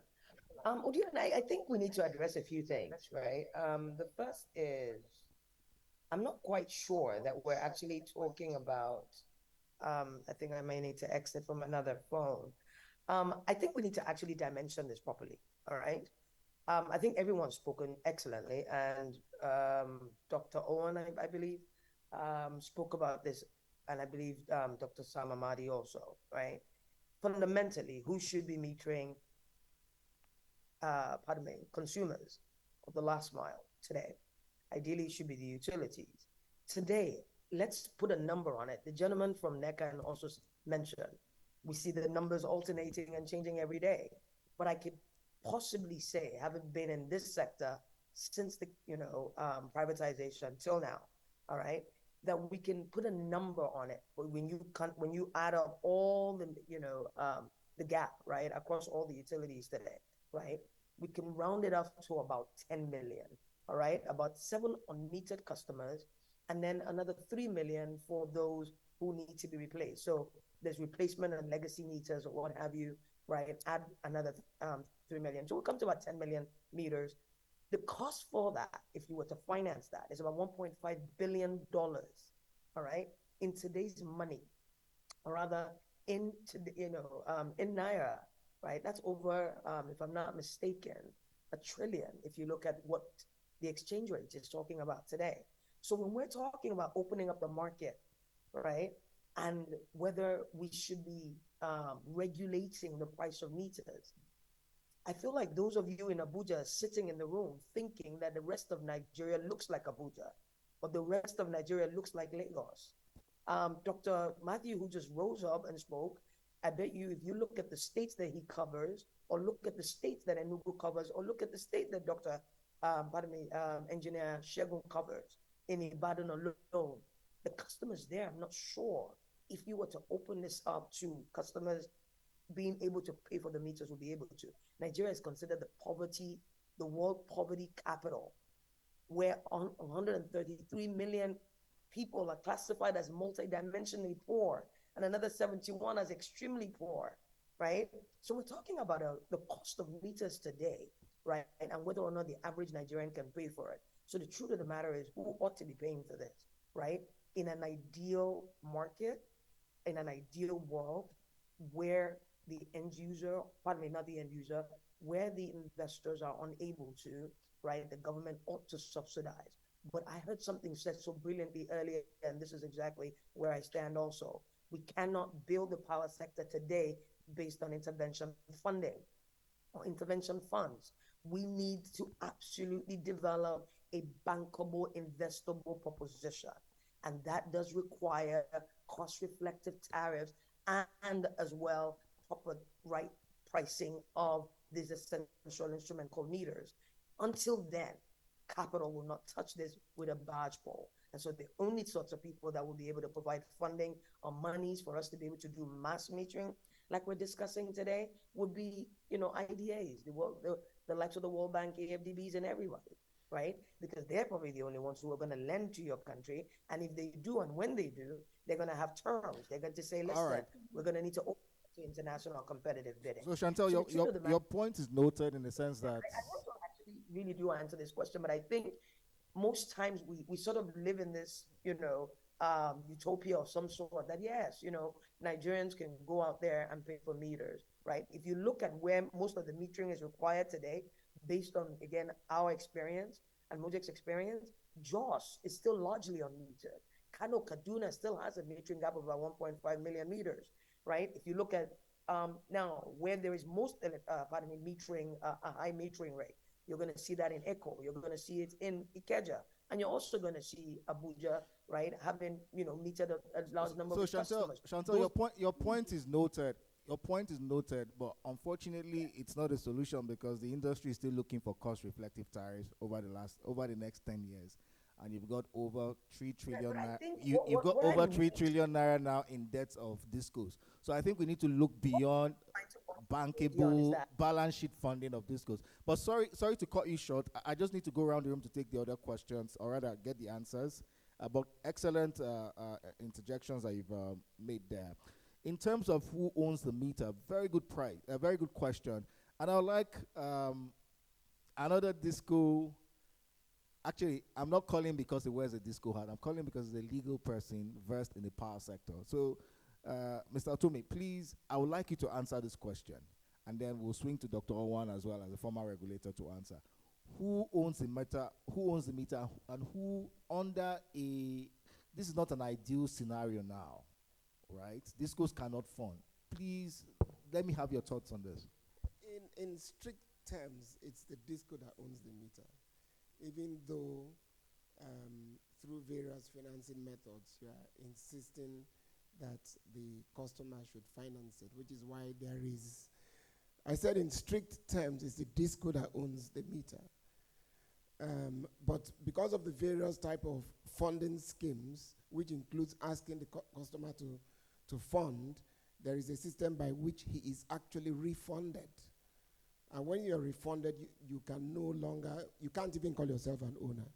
And ownership also comes with the concept of rights. So if I own my meter, if I'm moving, do I move with it? That's not the way electricity works. It remains where it is. That's why the individual cannot. So the issue of ownership boils down to funding, right? If somebody is funding the meter, that's why that implies some ownership. But now, funding is not for free. You are meant to be. You're only pre-funding. You are meant to be refunded. I agree, which we are not seeing, right? No. That's a different bucket. Okay, so let me flip the question. It is meant. I'm sorry to put refunded. you on the spot. Let me flip the question. Is it a must that the disco must own the meter asset, right? In the sense that it's an asset. It's not like a mobile phone that you can I agree carry with you. from place to place. Or do you want to sell it when you are leaving your house to the new tenant or something? It's not practicable. And then there are safety issues as well. So what do you want to do with a meter that has to do with current coming into it? No, that's not the. Do we have customers funding distribution transformers? That should not be. They do. Who owns those distribution transformers? Again, I know we have private distribution transformers. It's good to be fair in all of these. It's because of the illiquidity in the system that some of the things that are happening. They should not. They should not fund distribution transformers. When they do, like we do in ECO, you can come to an arrangement with the DISCO for a refund. Okay, so Doctor. And that's why even those who buy, the DISCO asks you to donate it. Let me, So one last, I know you're not a panelist, but somehow I'll put you as a panelist. No, it's good but to clear one these question, things. Yes, there's sure. what you call the meter acquisition fund. Yes. I don't know if you guys are aware of this. In your tariff today, you're paying 75 kobo for every kilowatt hour you consume, because that money will be aggregated, and then at some point, some fund manager will buy meters for you and roll out, right? So even if you don't have meters today, you bought your meters, you're paying 75 kobo per kilowatt under a meter acquisition fund scheme, right? The model that Dr. Owen talks about is a pay-as-you-go model, more like there's a surcharge for meters on top of the tariff, which is similar to this math. So if customers are being surcharged for meters without any form of refund under the scenario, right? Because it's on top of the energy they consume, who then owns the meter in that scenario? I think always, ultimately, there's a clawback. Always, ultimately. It is only, when really, and ideally, this is where consumer protection agencies should work, is you must give a program for refund to the customer. through tariff rebates. Dr. Wan, That's the way it should work. How it should work is different from why it works. Yes. your intervention, please. Yeah, please. I think a piece of information I didn't have before has just come up now, that there is some amount of money that you're paying now per kilowatt hour. Let's assume that that money is escrowed. For now, it's escrowed. So you build a capital base, and that becomes your money you put in as maybe your debt and equity, your equity, to be able to now triple that fund, to be able to fund more money. So that's one model. The model I'm saying, and I want to just interject some of my colleagues what it wasn't asked. In my saturation model, energy and saturation model per city, these city capitals are usually have their governors in place. And it's a known fact that governors buy a lot of free transformers for political friends. If you take this money for free transformers, convert it to free meters, or code free meters, you now begin to give a lot of meters. Our good governor that's here, I think is very aggressive. No, Minister Wike. He really wants to do much for the city. So, if states partner with discos to do their capitals first, everybody will benefit from that. And that money that they would have been using for free transformers, convert it into meters, into one point. And then this issue that you mentioned now, I believe that you will not be dealing with everybody going with electricity. That's why we have REA, rural electrification, to do off-grid and other issues. So I'm not for leaving.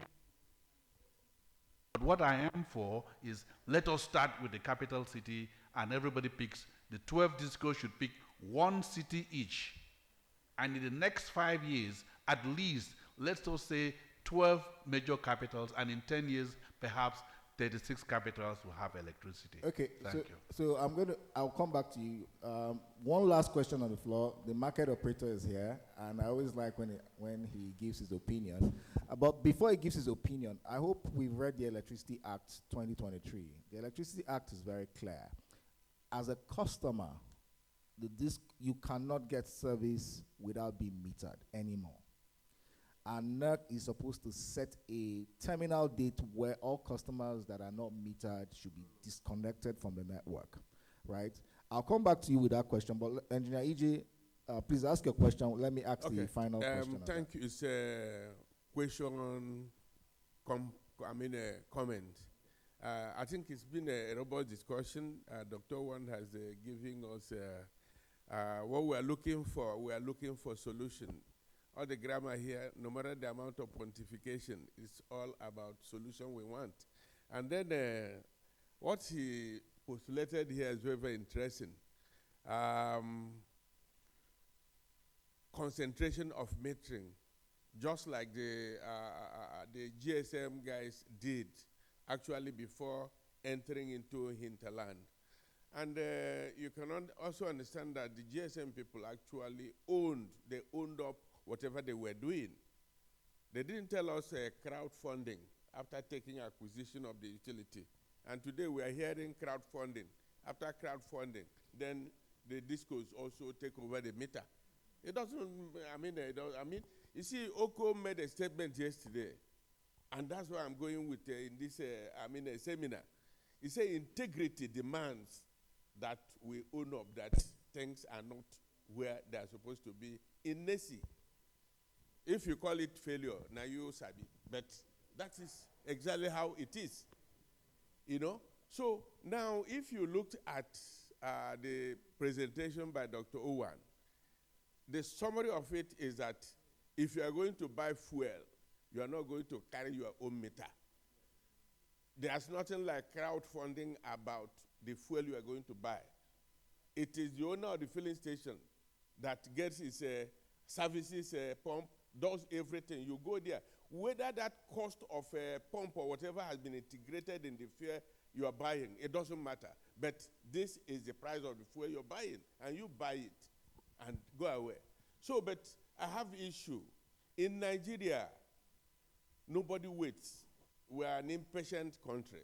And when Dr. Wan says, these other people will wait, nobody will wait in Nigeria.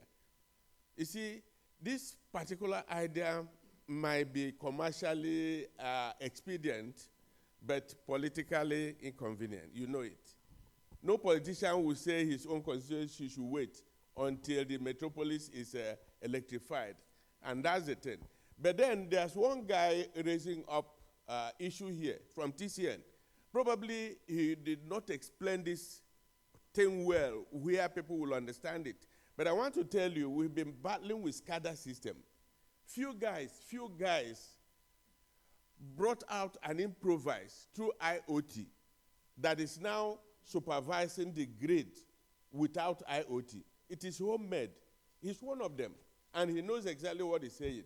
Probably his idea, we are going to take it up, extrapolate on it, and see how it works. And probably as a pilot, we can now bring it out to the market. So the concentration of metering needs to be exploited. I know it cannot be regulated upon. No other would, because it's a private business this time around. No disco will say, you are forcing me to concentrate in Umuahia or Kanu, whereas other places have not. They're not going to wait. Probably, doctor, you need to, repeal that this thing and let us. It's a good one. Thank you so much. Thank you so much, Engineer Ije. So my last question to my panelists is to okay, right? So, like I said, the Electricity Act mandates that no service if you don't have meters. And NERC is supposed to give a sunset date for this. So what's your view on this, given the fact that you've heard the discos, they've told you they don't have 60 billion to meter customers anytime soon. You've heard everybody tell you the books of the discos are in a mess. In fact, they are financially distressed. So the discos are saying so. For those of us whose work, my work in the sector, in the industry, is to get into the field, gather data, statistical data. If you tell me, as I'm sitting down here, that the discos will tell you they don't have money to meter customers, I wouldn't accept. Why? One, go back to MITO 1, MITO 2.1, MITO 2015, and all the MITOs. There's always provision for metering customers. Who has gone into the discos to find out in each MITO what is the volume of meters that the discos use that money in providing? We come to the current MITO, which was just amended 2020-2022. There is what is called CAPEX. For Abuja Disco, I'm aware that 15.197 billion is provided for CAPEX, and metering is part of that CAPEX. Now, we were in NEC, and Abuja MD told us that they never spent that money for 3 years.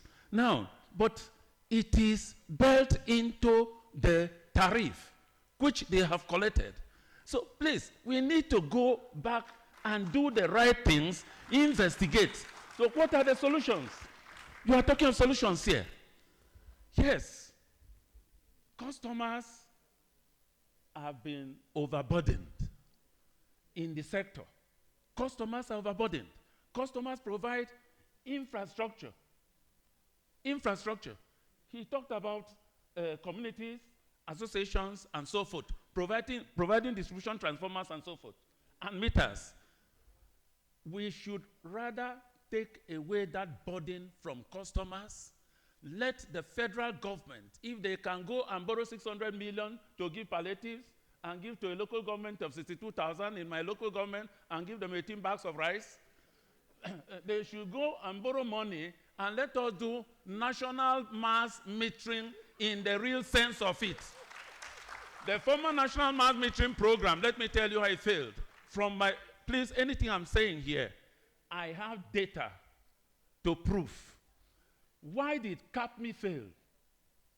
when CAPME, the discos were complaining, was between the period that they had exhausted the legacy debts they were collecting between 2013, 2014, 2015.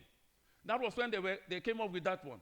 Now, when we investigated, we discovered that the discos, for instance, let me use a disco in Benin Disco, where a disco was asking 32 communities to pay 587 million in Delta State. And we went in there we are owing 587 million. Let us do customer debt verification. I was in that panel, and we could only verify 10.8 million out of 500 something million. These are the indebtedness. The narrative then was that, oh, customers are owing, they are so much. But who has really investigated to find out? The former Minister of Power. Sorry, Dr. Because we don't have enough time, right? Yeah. Back to, I'm so sorry. Can I give you information, sir? Can I give you information, sir? Go ahead. Can I give you information? Go ahead. Listen, we are talking of indebtedness. 32 communities in Udu, where you have a larger industry, were alleged to be owing 587 billion. We went there. There were no distribution transfer meters. None. They were only writing what? Bills in their offices. I am not telling you what I read. I have the document. I sat in that panel in Asaba, and we could only verify 10.8 million out of 587 million. So in the books of the discos, that community is owing this amount of money. So as long as we are not ready to go into the foundation of our problems, he has come up with a model there. They call it crowdfunding. Do you know the genesis of service-based tariff? I was sent to Newi when Dr. Antoniaka was the acting this thing of NEC. That gap between when Buhari came in until 2017, he appointed NEC officials. What was happening? There was the concept by some discos of what? Viable customers and unviable customers. And under Enugu Disco was spilling electricity to Nnewi, Nkpo Junction, Onitsha industrial clusters, and other areas. And from 7 p.m. to about 7 a.m. in the morning when the machines begin to roll, to about 10, all the other communities will not have electricity. And they were paying. I made them to understand that the ATC and C for Enugu Disco was 47%. But they were collecting 100% from the industrialists. We are talking of allocation, micro allocation to Enugu. Then, that was between 350, 380. Nnewi alone had need of, the energy need was 1,200 and something megawatts. So when you give them 280, 300, they can swallow it and buy and pay. But then the customers were still given bills and paying at the end of the month. When we wrote the report and gave to NEC, they gave them a slap on the thing of 146 million. So let me pause you, and you make very valid points, very, very valid points. We all know this in the industry, but like you actually also advised solutions as well, right? I'll take two interventions, and these interventions are very important. One, the MD of Port Harcourt Disco is here. There's no, I mean, as a Disco MD, I think it's important for him to weigh in as well. And there's a gentleman beside him. I'm so sorry I missed your name. But I would like, those are the last two interventions, and then the panelists here will have 2 minutes closing statements. So we'll take the last two interventions on the floor, and then we'll wrap up the panel. Thank you so much for your patience. So sorry, thank you so much. So let's have the, sorry? Okay. Carry on, sir. Thank you so much. Thank you, Chairman, for granting me the honor to speak. Ladies and gentlemen, we have come a long way. I have been in this sector for quite a long time. Sorry, could you introduce yourself? Sir? My name is Imamuddin Talba, a retired staff of the NRC. Former sole administrator. I took over after Dr. Rosa Owen left. I ran the commission for 22 months, then I handed over to Sam Amadi. The issue of blames, like what was said by one of the speakers, we are past that stage. But we should tell ourselves the truth. One, are the discourse really ready? Or is it really they do not have money? Is it that they don't get, they don't collect? One. Two, are they really ready to meter their customers? When the privatization was conducted, Clause 2 of the Performance Act, of the Performance Act says, no customer should be connected without meter from the date they took over. And they made commitment, each DISCO made a commitment from that date to meter a number of customers. So it was expected a year or two after the privatization, all customers should have been metered. That was not done.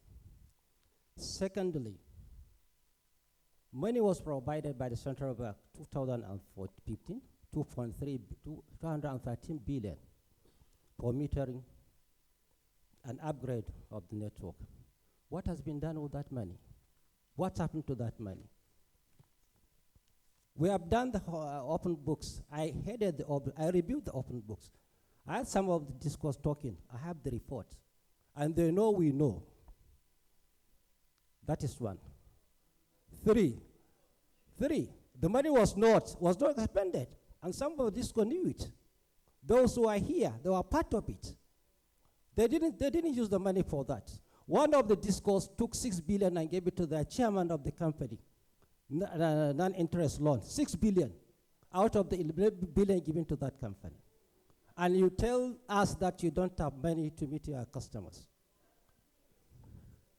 Thirdly, French development company offered $150 million for metering on the condition that you conduct customer enumeration and bring a bankable proposal.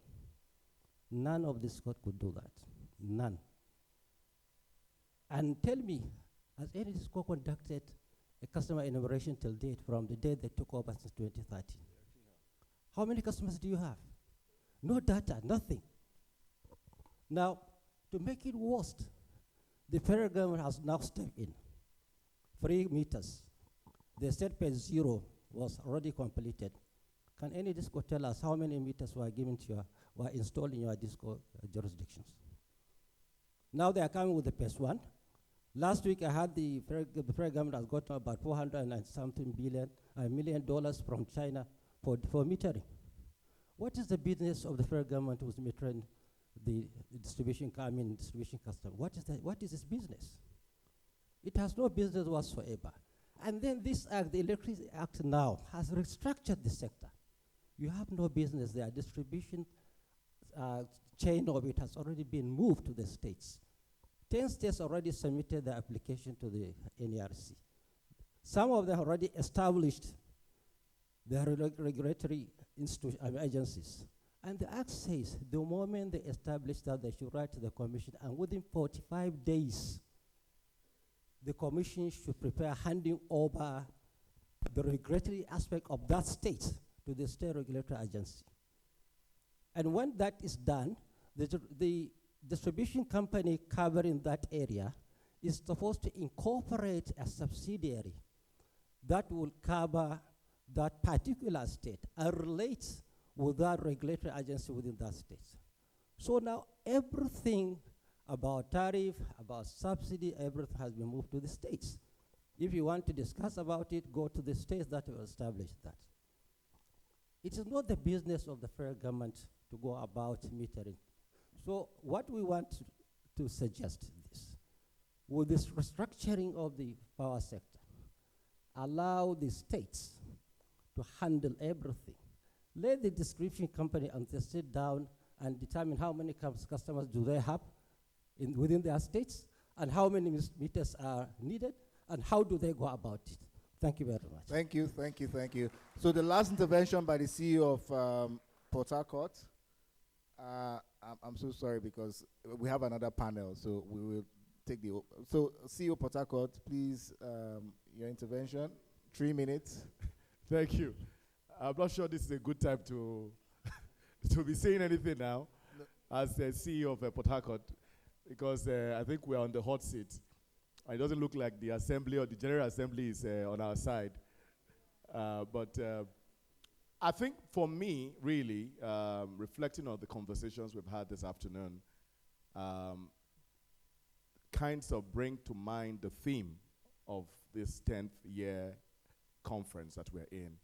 And it's right in front of us, the journey so far, opportunities and prospects.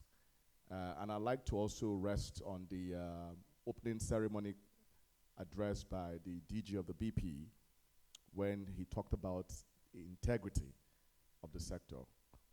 I came into the sector just about a year ago, and the truth be told, the challenges that have bedeviled the sector have been existential prior to the privatization, and some of those, the issues we are dealing with, were also legacy issues that were carried forward. But it doesn't take away the fact that we all have responsibilities to play. And I'd like to humbly rest my submission on the fact that the Honorable Minister of Power mentioned something that actually struck a chord with me, that we have to have a retreat. If you look at this assembly today, the regulators ought to be here in full capacity as well to be part of this conversation. The NESI is the market that we all play in. The investors also have to be in the room, and all the key players have to be in the room for us to really sit down and then find common solutions to the problem. Otherwise, the challenges and the whole issues that overwhelm us in this sector, if we sit down here, I think we'll just be going round and round, repeating ourselves in circles. On the metering side, I know that NERC had implemented a refund policy where discos are now refunding, and on the NESI section, we have a briefing where we refund customers for the meters that they procured, and that is currently ongoing. You also know about the meter asset funding, which has also been implemented by NERC to also help show up funds, for us to be able to carry on metering. For Port Harcourt, for example, we have maps that are working with us, but we're also looking at vendor financing as a solution to helping us bridge the metering gap. So it's a combination of all the factors together to help us find common solutions.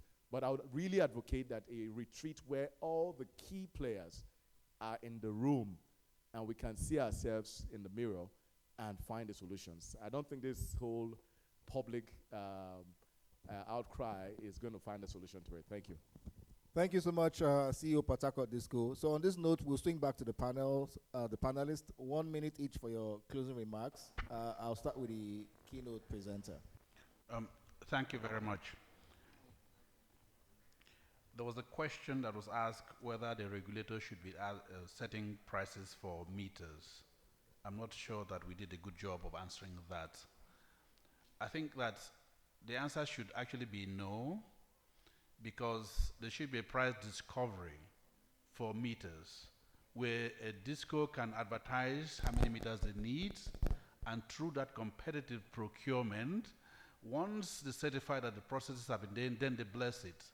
And that's what I said, that unless we go through this model, all discos should not have the same prices for meters. It's not a workable model. If a is so good or a badan is big, and somebody can say, look, I can come in. And because ecosystem in Nigeria has meter manufacturing companies already on assemblies. They get together, said, we can go to a co, we can take a, maybe it's called a price leadership loss. They lose something, and they gain market share. So I don't think that meters in Nigeria should be across the board price the same, because these companies command different positions in the marketplace. However, the procurement should be approved by the map meters that have been, or whatever, whoever it is that can give me, this is the way I should go about it. I think that the issue of technology and data analytics is very, very important, especially from the feeder perspective. So that if people in your company are looking at your screens and they're seeing that X amount of meters are going here and something goes on, they can quickly send people on Okada to go and check because it's a small area. So the issue of technology, as the gentleman mentioned earlier on, is very, very significant. And I think the issue of putting transformers on something else and then having a meter reader in your house is very important, so that if you violate anything in your meter should just go off and that signal should be sent and people in machines or police should come to the place. I think this intervention is good. But please, I want to plead with you to give this a gentle lady behind. She raised her hand so much that I'm so sorry, but there's another panel after this, so we're really, really out of time. Engineer Shegun, I'll swing to you and then. Sorry, is Ms. Abdul still on the line? I think we have all agreed that metering is the solution. Whatever it takes to get our customers metered, we should do it. And not just metering, but smart metering. Meters that can communicate and backed up with meter management information system. That's going to help us. Thank you. Okay, Chantel, your closing remarks, 1 minute. Chantel? She up? Can you all? Yes, we can hear you. 1 minute, your closing, your last remarks. She on? Can you hear me? Okay. Can you hear me? Yes, we can hear you. Excellent. All right. I think it's important. Unfortunately, I can't start video. I am in mode shutdown.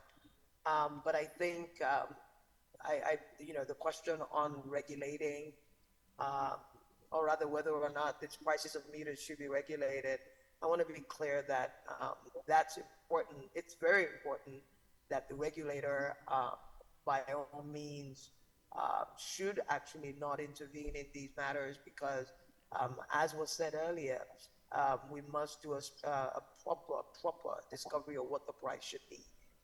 The investments today by whether it's manufacturers or assemblers, before we talk about what the actual cost inputs are, right? The OPEX of even running these operations, it makes it just a lot easier to probably just import meters. But the question is, what will posterity say about us and what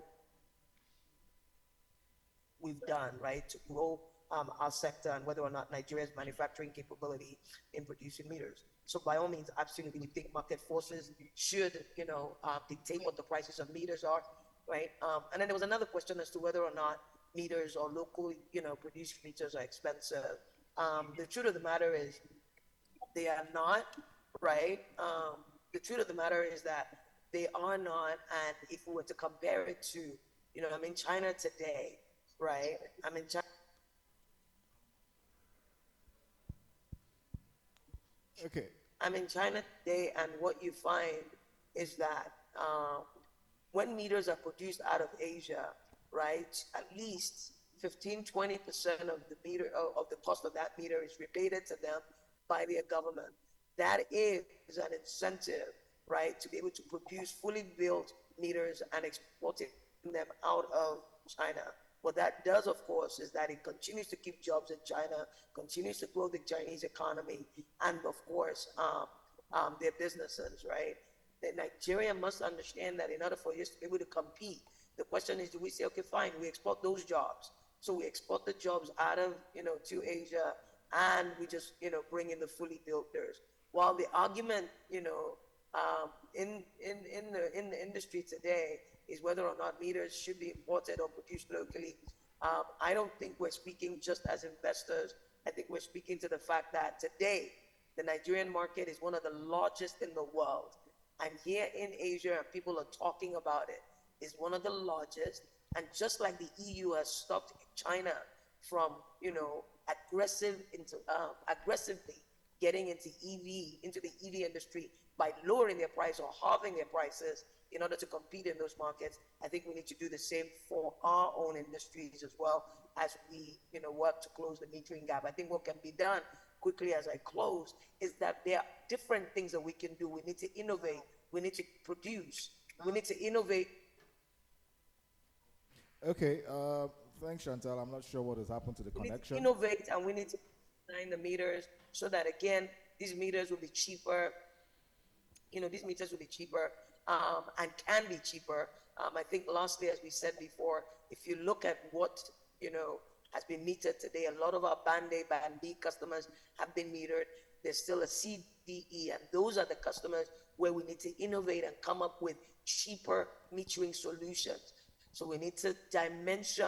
Again, we don't have a one price fix all for everyone, but rather they are cheaper, more cost-effective solutions that we need to use for those customers. Okay.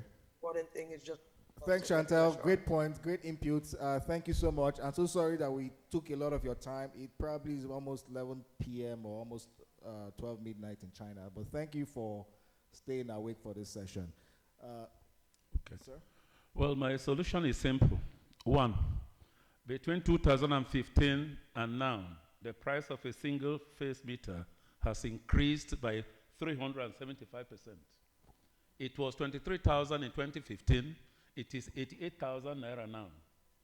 The price of a three-phase meter from 43,000 to 148,000.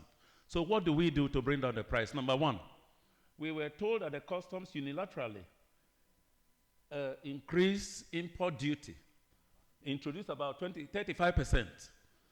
If we are to bring down the price of meters, then the federal government has to they should grant importers or meter assembling plants, remove that 35% on anything that is imported. Two, if we are to give Nigerian palliative that will be meaningful, why can't we knock out VAT?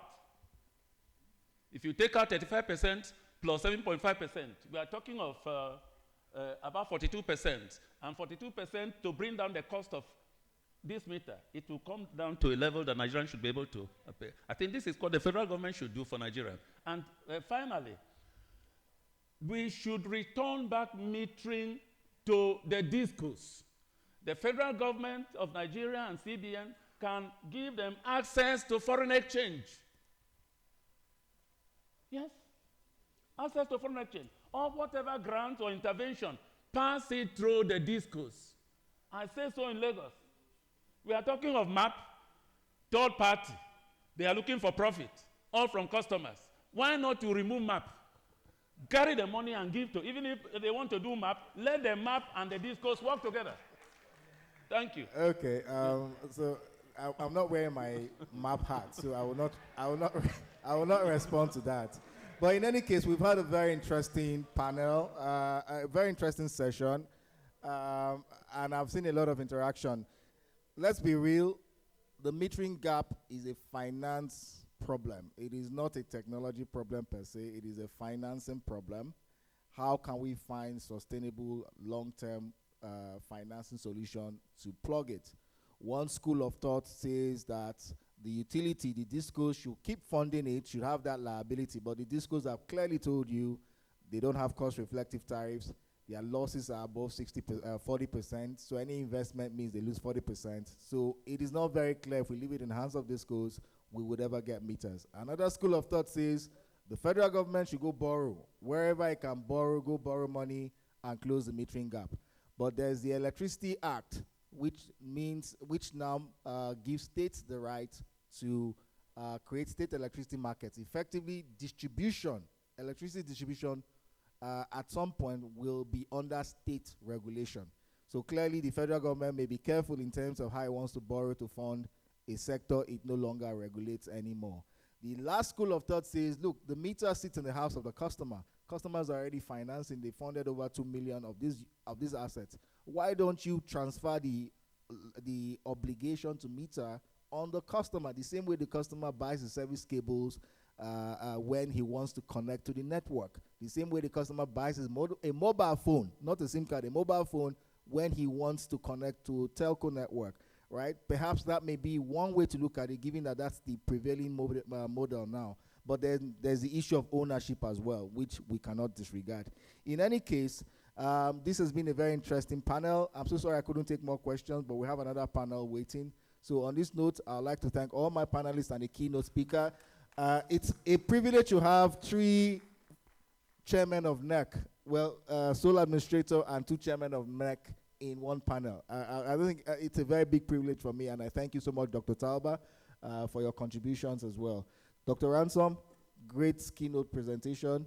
And to my panelists, thank you, Chantel. Have a great evening. Thank you so much. And to the audience, thank you so much for your patience. Can you sit down, please? Please, just have a seat. But first, Dr. Owen, just keep the apple for me. I'll still eat it later. All right. Before we do the needful, we have to understand again that we're getting to have so much an engaging conversation. And honestly, I'm on the outside, but I think I'm getting to have 20% of knowledge of this electricity distribution or supply, whatever word we'll use. So, and we have some session tomorrow. Every session is very, very important to us because we had 2 yesterday, we're having 3 today, we're going to have 3 tomorrow. Please, none of us should miss it if it's not health matters. We wish and hope we'll all come tomorrow. We won't miss that opportunity because we want to see your faces. Then again, we're going to apologize for something that we need to just kind of redo. We would have loved to go for lunch, but from the way it is, we just want to run the whole session and go out for lunch. Yes, why? Because if we go out for lunch, before we come back, we would have wasted, let me use the word wasted, an hour full of minutes that we would have. Are we okay with that? Okay. Yeah, please, because we had a bit of a heavy breakfast or tea break, so let's please be patient and have the second session or the third session for the day so that when we're out, we can use the remaining minutes to just fraternize and get to know ourselves better. Then from there, we go home. So, that aside, Mr. Odion, when we use him on our program, he keeps giving us timing, and then you just decided to into this time. But all the same, thank you very much. It was an engaging conversation. Matron is dear to me too. I would have loved to ask a question, but it's okay. We'll talk later with you. You just step down here, and where's the photographer? Yeah, Chairman, please join them.